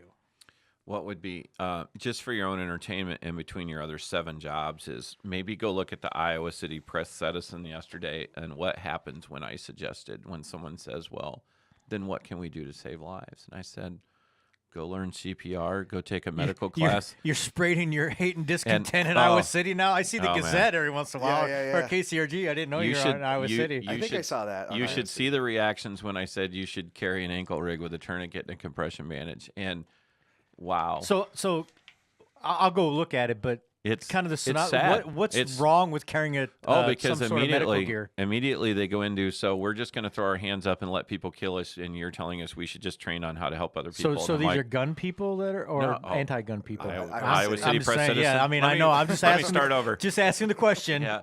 So the whole point is that they don't get is I don't care if they're gun people or not. And they jump all over. It's like, do you think I'm saying only have these skills to help people like, oh, Jason cut his foot off in a motorcycle accident. He'll be okay. I'm just going to wait for the next person to get shot. The skills are applicable every day for the things that happen way, way, way more often than a shooting. Yes. And the mass shooting, it's horrific. It has everyone's attention. And the sad thing is this isn't political, it's factual. That many people get shot all the time in America. They're just in different cities, different places, around different people, of which if the skill set and people carried the tools to help people, they could save more lives. It doesn't take anything away from the horrific acts that some crazy man did. Like I said, even Rob Pincus, I'm not going to speak for him, but the way he posted it, I feel the same way. When I say I don't care why he did it. That's not the same as saying I don't care it happened. I don't care why he did it. There's no suicide note or message or video that you could leave me that you're ever going to look at and go, oh, well, I get it then. I understand why he did it. No, no, it's insanity. Totally okay now because I get what he's doing. Yeah. So all I care about is how, and here's what people, hey, a good guy with a gun, can stop a bad guy with a gun. Or how about the fact that there was good people there with guns that did save lives? If you watch all the stories, there's several people that had concealed carry permits. They weren't drinking and it wasn't illegal for him. He even talked about having his gun on him. He never got his gun out, but he went and helped move people and he helped, give medical attention to people. So it's just kind of interesting that because I have a gun on and a knife on and a tourniquet, isn't it possible to help people without ever touching your gun? Yes. Like the gun's not involved, and people don't get that. So it's the whole mindset, right? It's the what we talk about quite often in our training classes is the will. Sure. So it's the will. You have to have the will and the mindset to be a helper. Sure. And then the method of helping is kind of irrelevant, really, as long as you're prepared to do what you need to do. It's the difference between people saying, I don't care if people don't want to carry a gun. That's fine. And they're like, well, I'm going to leave that for the professionals. That's fine. But what's interesting is when bad things happen, they call the police. And this isn't about guns. What I'm saying is they call police that are known to carry guns to come up and... This is gun talk. It is about There you guns. go. But what I'm saying is the police are there because they're good guys. And they happen to carry guns. They're good guys and good girls, Jackie Anderson. So they... it's not like, oh, well, you relied on a person with a gun to solve it, but you did rely on people that have a skill set, and they showed up. And how many times are police doing CPR, saving lives, stopping bleeding, things like that? Quite a bit. So the point is me carrying a tourniquet on my ankle that this lady just found mind-boggling. Isn't that kind of like saying, hey, I am going to have a fire extinguisher even though I don't think I'm the fire department. Yes, I carry a firearm even though I don't think I'm the police department. So, why shouldn't I carry a tourniquet to try to help someone until the professionals get there? And why is that so mind-warping for people? I've even saw some gun social media yesterday, gun people, and they think, carrying... I'm not going to run... I think the quote was, I'm not going to run around with a backpack full of first aid stuff because then ISIS wins. Mm-hmm. It's like, I'm not... They think that in order to have some medical gear on you, you've got to hump a combat lifesaver bag everywhere you go. And they think that it's admitting defeat by saying that they might get hurt. Yeah. But they'll wear a gun. But they'll wear a gun Exactly, everywhere. Exactly. Oh, yeah. So I can't go around thinking like that. It's a negative way of thinking, and Oh my blah God. blah blah. I would kind of maybe throw out there that what they're doing is denying reality. Exactly. Yeah. It's I find it a lot more inconvenient to carry a firearm everywhere than to carry medical stuff. And I even mean that from places it's not legally allowed and this and that. So tourniquet's always allowed. Hey, sure. Julie, Sure. just 1 second. So I have this Apple Watch here. Oh my God, what's it say? We Julie got text- says Can you nudge Ernie to check his phone, please? I'm nudging you. Oh, Nudge. wow. So we have So- like important business Yeah. things going So on. yeah, I mean, to carry a gun or be in an environment where large crowds or whatever, and think that you don't need the ability to take care of people with injuries is just a false reality. It's really wishful thinking, and it's not really having a plan. It's pretending you have a plan. Yeah. And then we go back to that whole I've said it over and over, the gun is the magic talisman and it's going to solve all my problems, and I don't need jujitsu, I don't need medical training, I don't need to know where the exits are. I just walk everywhere and everybody's going to leave me alone because I got this gun on me. Right? Yeah. And I'm going to solve all my problems. It must be open carrying then. If Right, that's how it's exactly. going down. Well, if you open carry, then the criminals are going to be scared and they're not going to mess with me. That's right. That's also a thing. So they never They've never seen a gun before. Yeah, they've never seen it, and they've never had one So pointed at you them. had to nudge me because the news wants to do another interview at 12:30, which I always Popular guy. I saw your interview Yeah. that way. It was nice. no, that reporter was cool. And it's the thing. That's another just funny thing. You have people that are kind of they're supportive. You'll see them go on there and sheepishly when people are like, "Oh, hey, good Like job sheepdog, representing." No, sheepishly? no. Okay. But what I mean is like people are like, "Great job, Ernie, for representing." I don't represent us. I don't. And I mean that lovingly. I represent how I feel in my store and maybe some very close people to me. But what's interesting is you have some people to this day who say you're a media whore and you'll always talk to them and this guy's looking for attention and blah blah blah blah blah. I'm glad they It's like talk to you. Yeah, and the thing is, it's like honestly, and I'm not. It's not about competition or whatever. But I know the other stores that won't talk to people or don't want to talk to people, and it's like that person could walk into your store wearing an undercover camera any other day and ask you the same questions. Why would there be a different answer? And so I've always told him, whether good you were point. asking me Good about point. gun sales or whether you said, if somebody was a mole and came in and said, I'm a single mom and have 2 kids, what gun should I have? And hey, I don't have money for a gun safe. That sounds like a setup question. I would first say then, let's think about how you're going to store a gun safely. And you have a lot of things to think about before you put a gun in your home. And why do you think it's the answer? And other people say, shut up and sell me what I want because I'm an adult. You run into that when you have a store. And I'm very bad at the sales part.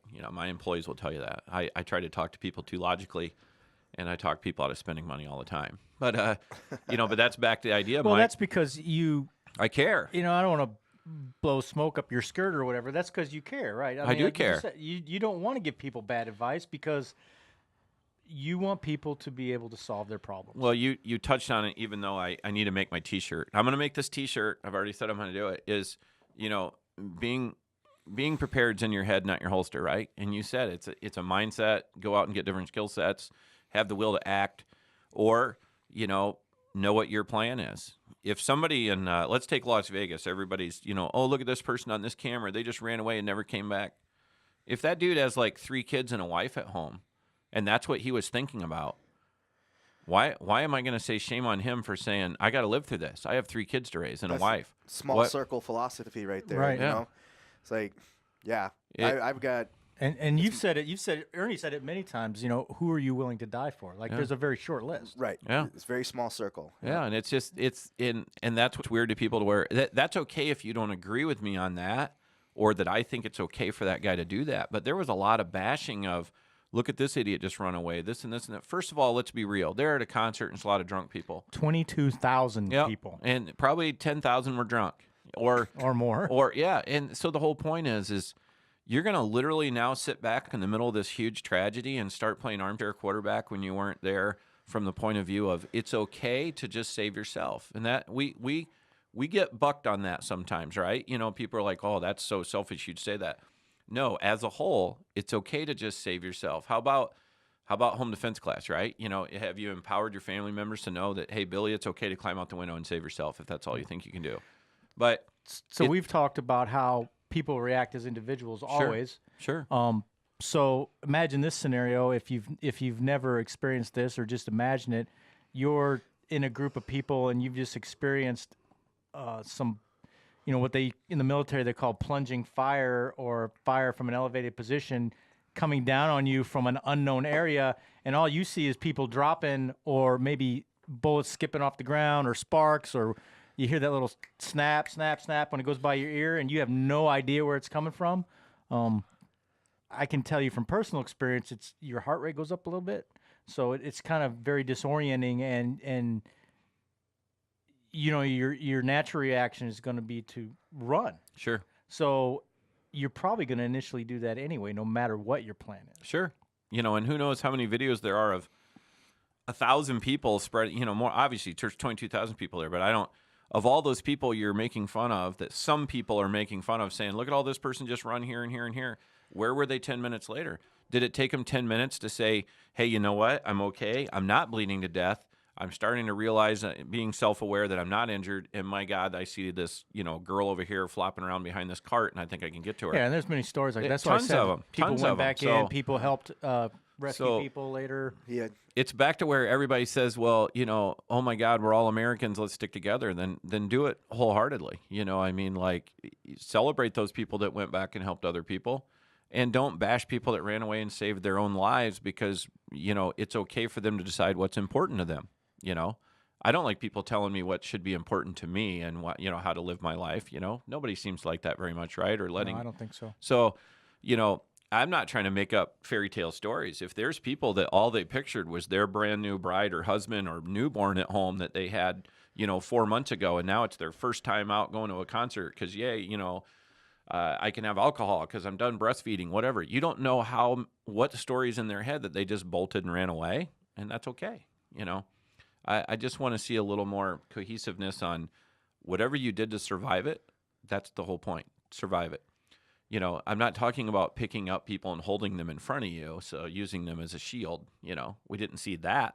So it was just really interesting. Like you said, I had to literally, as of about, I don't know what time yesterday, I had to check off the social media and just like look at warm, fuzzy bunny pictures or something, Yeah, you know? for some reason, this particular incident has seemed to And we haven't even talked about really, bump fire stocks. yeah, Oh, my God. kind of put people in different camps, right? Sure. Even gun people, so to Yeah, speak. You know, it's crazy. I cannot. Here's what drives me nuts. It drives me nuts that even, and again, Fox News, I'm not like a Fox News Kool-Aid drinker. What I'm saying is Sean Hannity, I admire that he has the right people on, as in acknowledge people like Jamie in the story, acknowledge the guy that stole the truck and, you know, loaded people up. He brought on EMS people and that. He brought on people that were victims. But what drives me nuts is when you even have, you know, and I'm just going to joke around. Most of society would say, oh, well, you know, I'm going to listen to Fox News because I'm pro-gun and I'm this and that. They have idiots on there saying the factually wrong things over and over and over. And I'm not going to sit here and argue what would or wouldn't have happened with a bump fire stock. What I'm arguing about is even they're on there saying these parts converted it to fully automatic. Can you explain for people A that don't bump know fire what stock, bump fire stock I is? can run a gun with my finger as fast as you can run a gun with a bump fire stock. Because it's using the inertia of the receiver to hold the. It absolutely, you know, and that's what makes me sick is, again, don't be a gun person. That's fine. But if you believe in your government, and most of the people that want to argue me, they're big believers that the government's going to keep me okay. The ATF agent in charge, the female that gave you a lecture right from the stand 2 days ago that explained to you, yes, 10 of these guns had them on there, and they're completely legal because of the ATF. It says it does not change the way the gun functions. It does not change the rate of fire. People keep talking about this cyclic rate. A cyclic rate is a cyclic rate, right?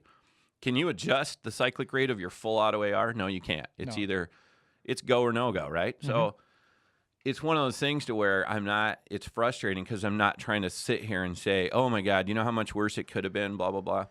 It's as bad as it is because a crazy man decided to do some crazy shit and he was willing to go all the way. And so my question is, how do you stop a suicide bomber? I don't know. Like I told the news yesterday, and I knew that wouldn't make it out of the news. I mean that lovingly, is I literally told him, if that guy over there is a suicide bomber coming at us, what do we do? You could shoot him. You could try to run him with a car. You could throw some magic like brick that comes out of the sky. A couple guys got Medal of Honors for tackling them. Sure. So if you want to go that route, yeah. right? I mean, so it's not back a lot to where you can do. All I was trying to make my point to him, simple. I'm a simple guy. So use my lack of education against me. I just told him if we see that human coming at us and we know he's a suicide bomber, what words are you gonna hold up, or what law are you gonna yell to him to physically stop him? So, you know, until you can read his head and the world turns into Minority Report and you knew 2 months ago what he was going to do, we have to deal with the aftermath. You got to make suicide bombers illegal. Yeah. And that solves your problem right That's there. all we got to do. Yeah. Thanks for coming on. Yeah. Good thing you cleared that up because we've been talking about this for months, and all we have to do is make it illegal. Yeah. Just make it illegal. But It'll go this away. whole bump fire stock thing, I mean, you can already see, I was on Z102.9, for God's sakes, on the way here. I was like a block away, and they're on there saying, oh, legislators have agreed this is a step we can take, blah, blah, blah, blah, blah. Here's my frustration and somebody chimed in again on the Iowa City Press Citizen saying, hey, I get it. It's your livelihood. Do you think selling guns is what makes me money? And that might sound ironic, but do you know me well enough to know that that's not the part making any money? Just as a point of information, Yeah. I've been in your store, what, 1 million times? About 1 million. Yeah, about 1 million. Yeah. This is a nice round number. I Yeah. don't think I've ever seen a bump stock in there. Well, hey, we used to have them and you couldn't give them away. And because here's the real world thing is, and I liked it when you had a couple technically firearm savvy people on the news that said, have you listened to the part where they said several of the weapons found on the floor were, and when I say inoperable, they were jammed, and they used the word stuck. And the one guy said, that's because those stocks are stupid, and the guy probably screwed up using them. We're not going to sit here and say, yay, he could have killed more people. Not at all. Why do I not encourage people to have those stocks? Because if you truly try to use the gun in context and figure out, hey, I might have to shoot or might not have to shoot. Hey, this isn't, I thought it was a shooting command, but wasn't a shooting command. They're confusing as hell to use, right? So all of that doesn't change the fact some psychopath decided to shoot at a bunch of people all bunched up together. But the fact that we're going to now waste millions of dollars of taxpayers' money and legislators' times to make something illegal that will have zero effect to keep us all safer. And when people want to say, oh, yeah, oh, no, he would have killed less people if he didn't have that. You're living in a fairyland, fairyland. And I'm tired of other people can point out and say, oh, God, if he was really talented, he could have accomplished this, so we're glad that he's an amateur. That's stupid shit, too, right? So we're going to swear today on CVO Gun Talk. I'm not going to sit here and say... It's not Friday. It's not Friday, yeah. So the thing that drives me nuts is being part of the gun world to where I technically know what I'm talking about is quit talking about our lax gun laws, because they're not. Quit talking about how easy it is to get any gun you want. I heard it again like 50 more times on the news. I just want to laugh about it. Gun show loophole. Yeah. Hey, can you go to the gun show and buy a gun privately from some other individual? You can't.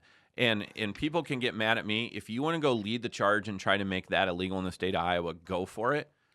Quit telling people that guns are easy to get and you can get any gun you want.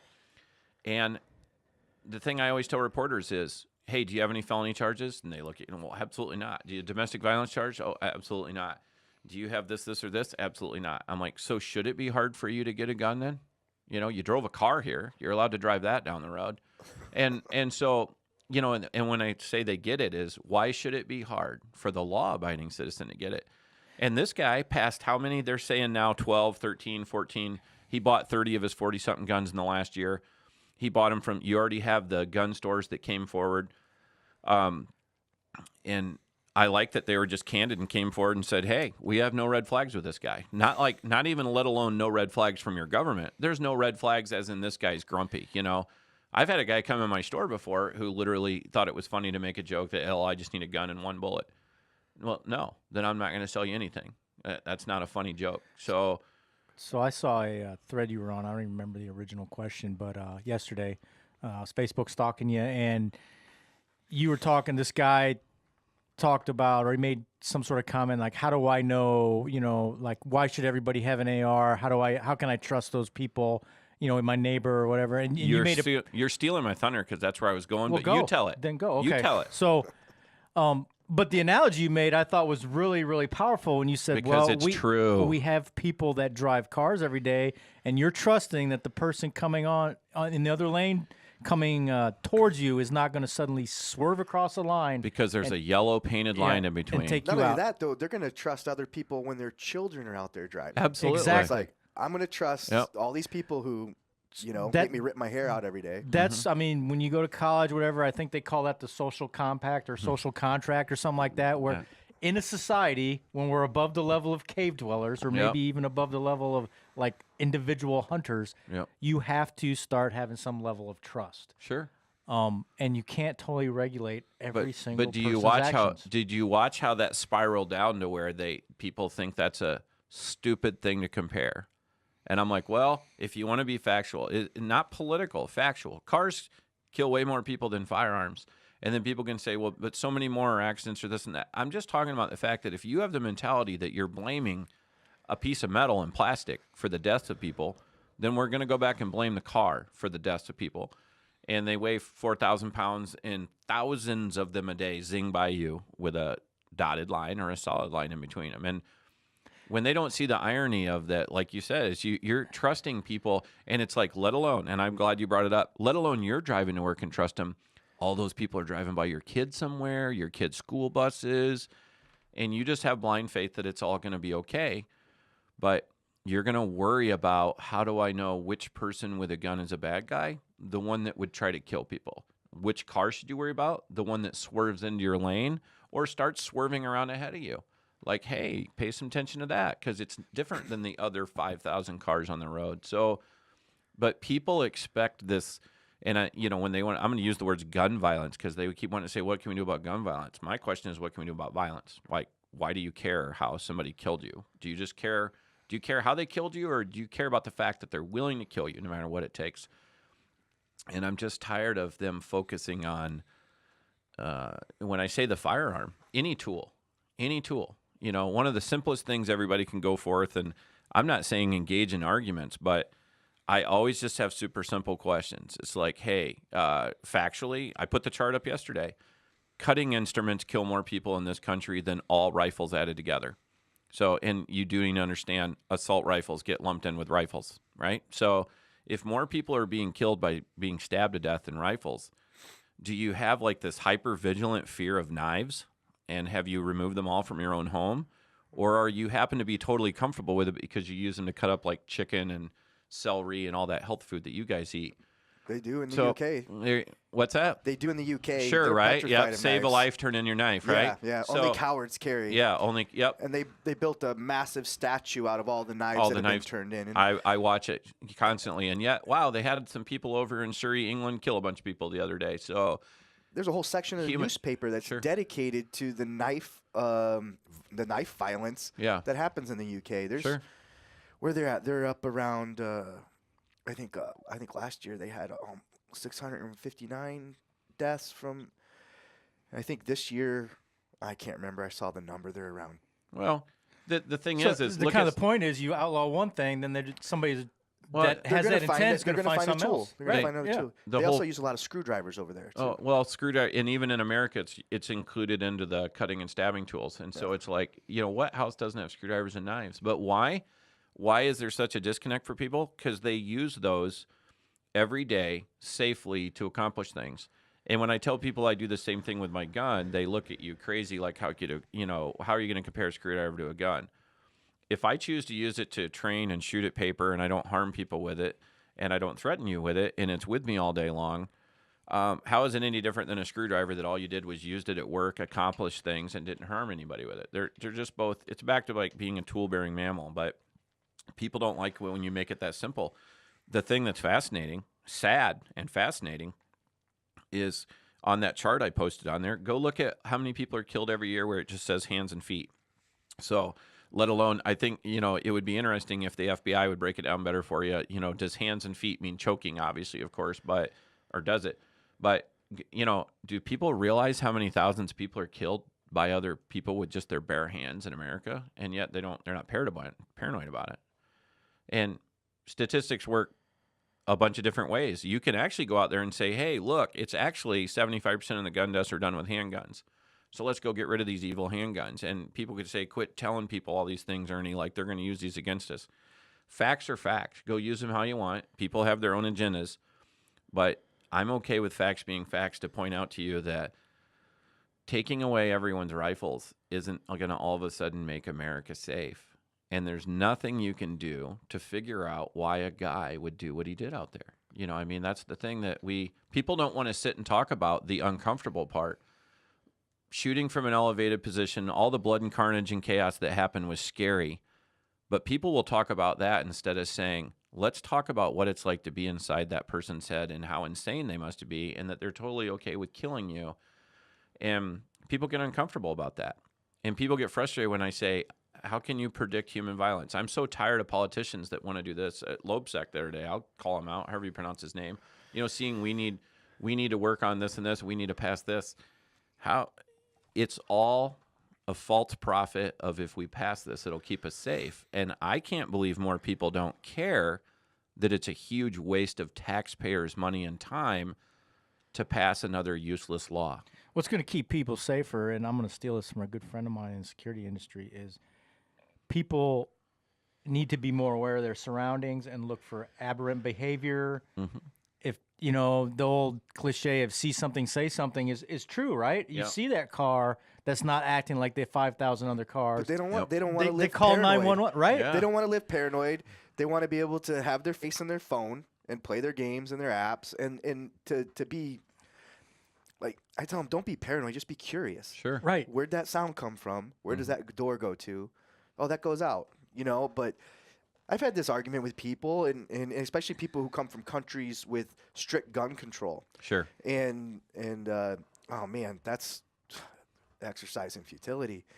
It's tough trying to change people's opinions. But to tell somebody to be a little bit more vigilant, just pay attention a little bit more. Their excuse for not doing that is, well, I don't want to be paranoid. I don't want to like worry about what's around every corner. And it's like, you don't have to paint it black or white.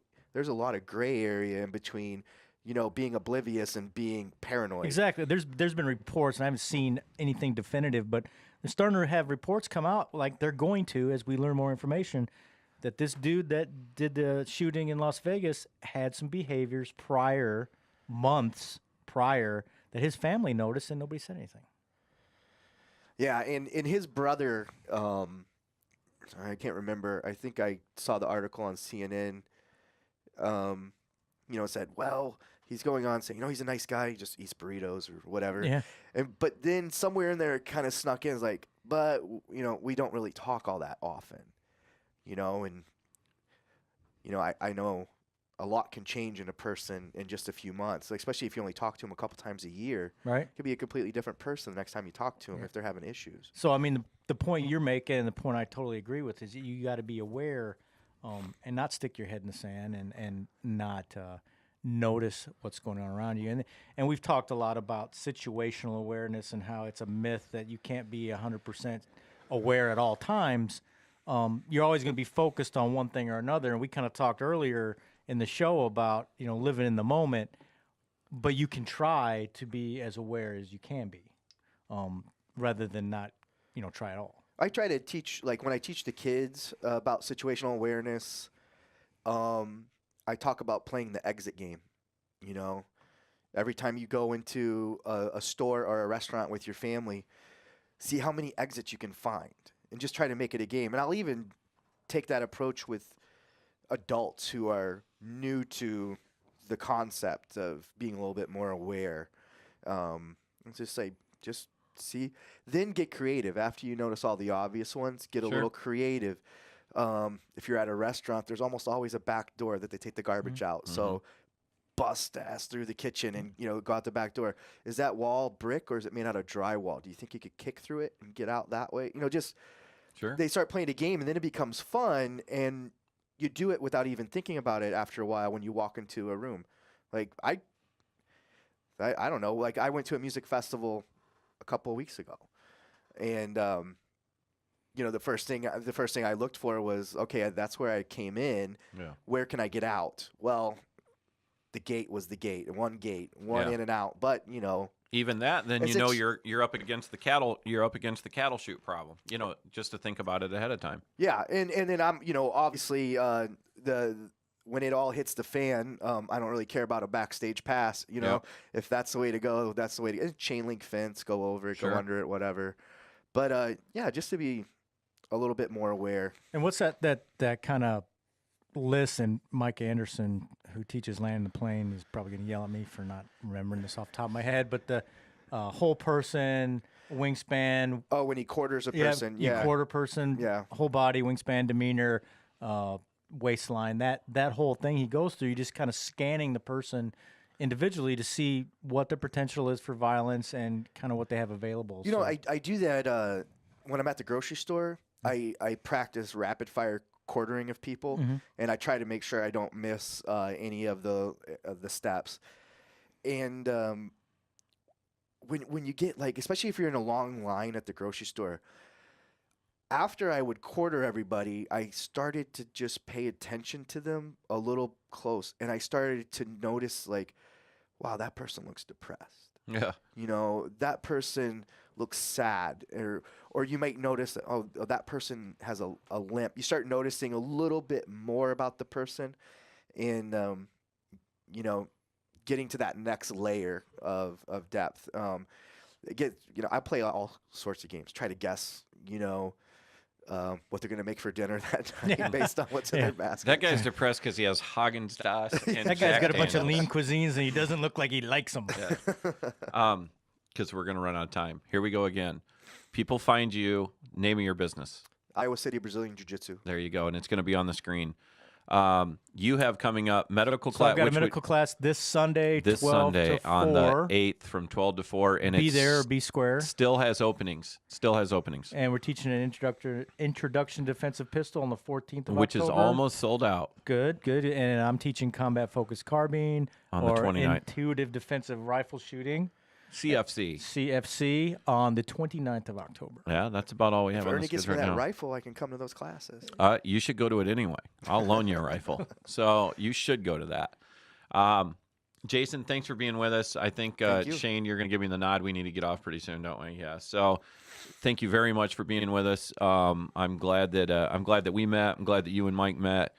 And even though it's not very well charted, I think you're going to see the three of us do a lot of things together in the future. Or you're going to see me promote a lot of things and make them happen, and then I'll sit to the side and watch you guys do it, and I'll do it when I get in better shape. Right? all right. So really what's going to happen is John Senton and I are going to get used as video for him, and we're going to show what happens when untrained people try to deal with trained people. I think we should do that. Yeah, I think it'll be a great fun. video. I will get my ass handed to me on video. It'll be awesome. Yeah, So that's good. live and learn. All right. So Jason, thanks for being with us. Mike, Thank you. Let's make it not last a month or be a month next time before we talk. Right. And all I got to do is give these guys more money, and we can be on here more often. So thanks for listening. As always, patronize these two guys. Stay in touch with them. Follow them on social media.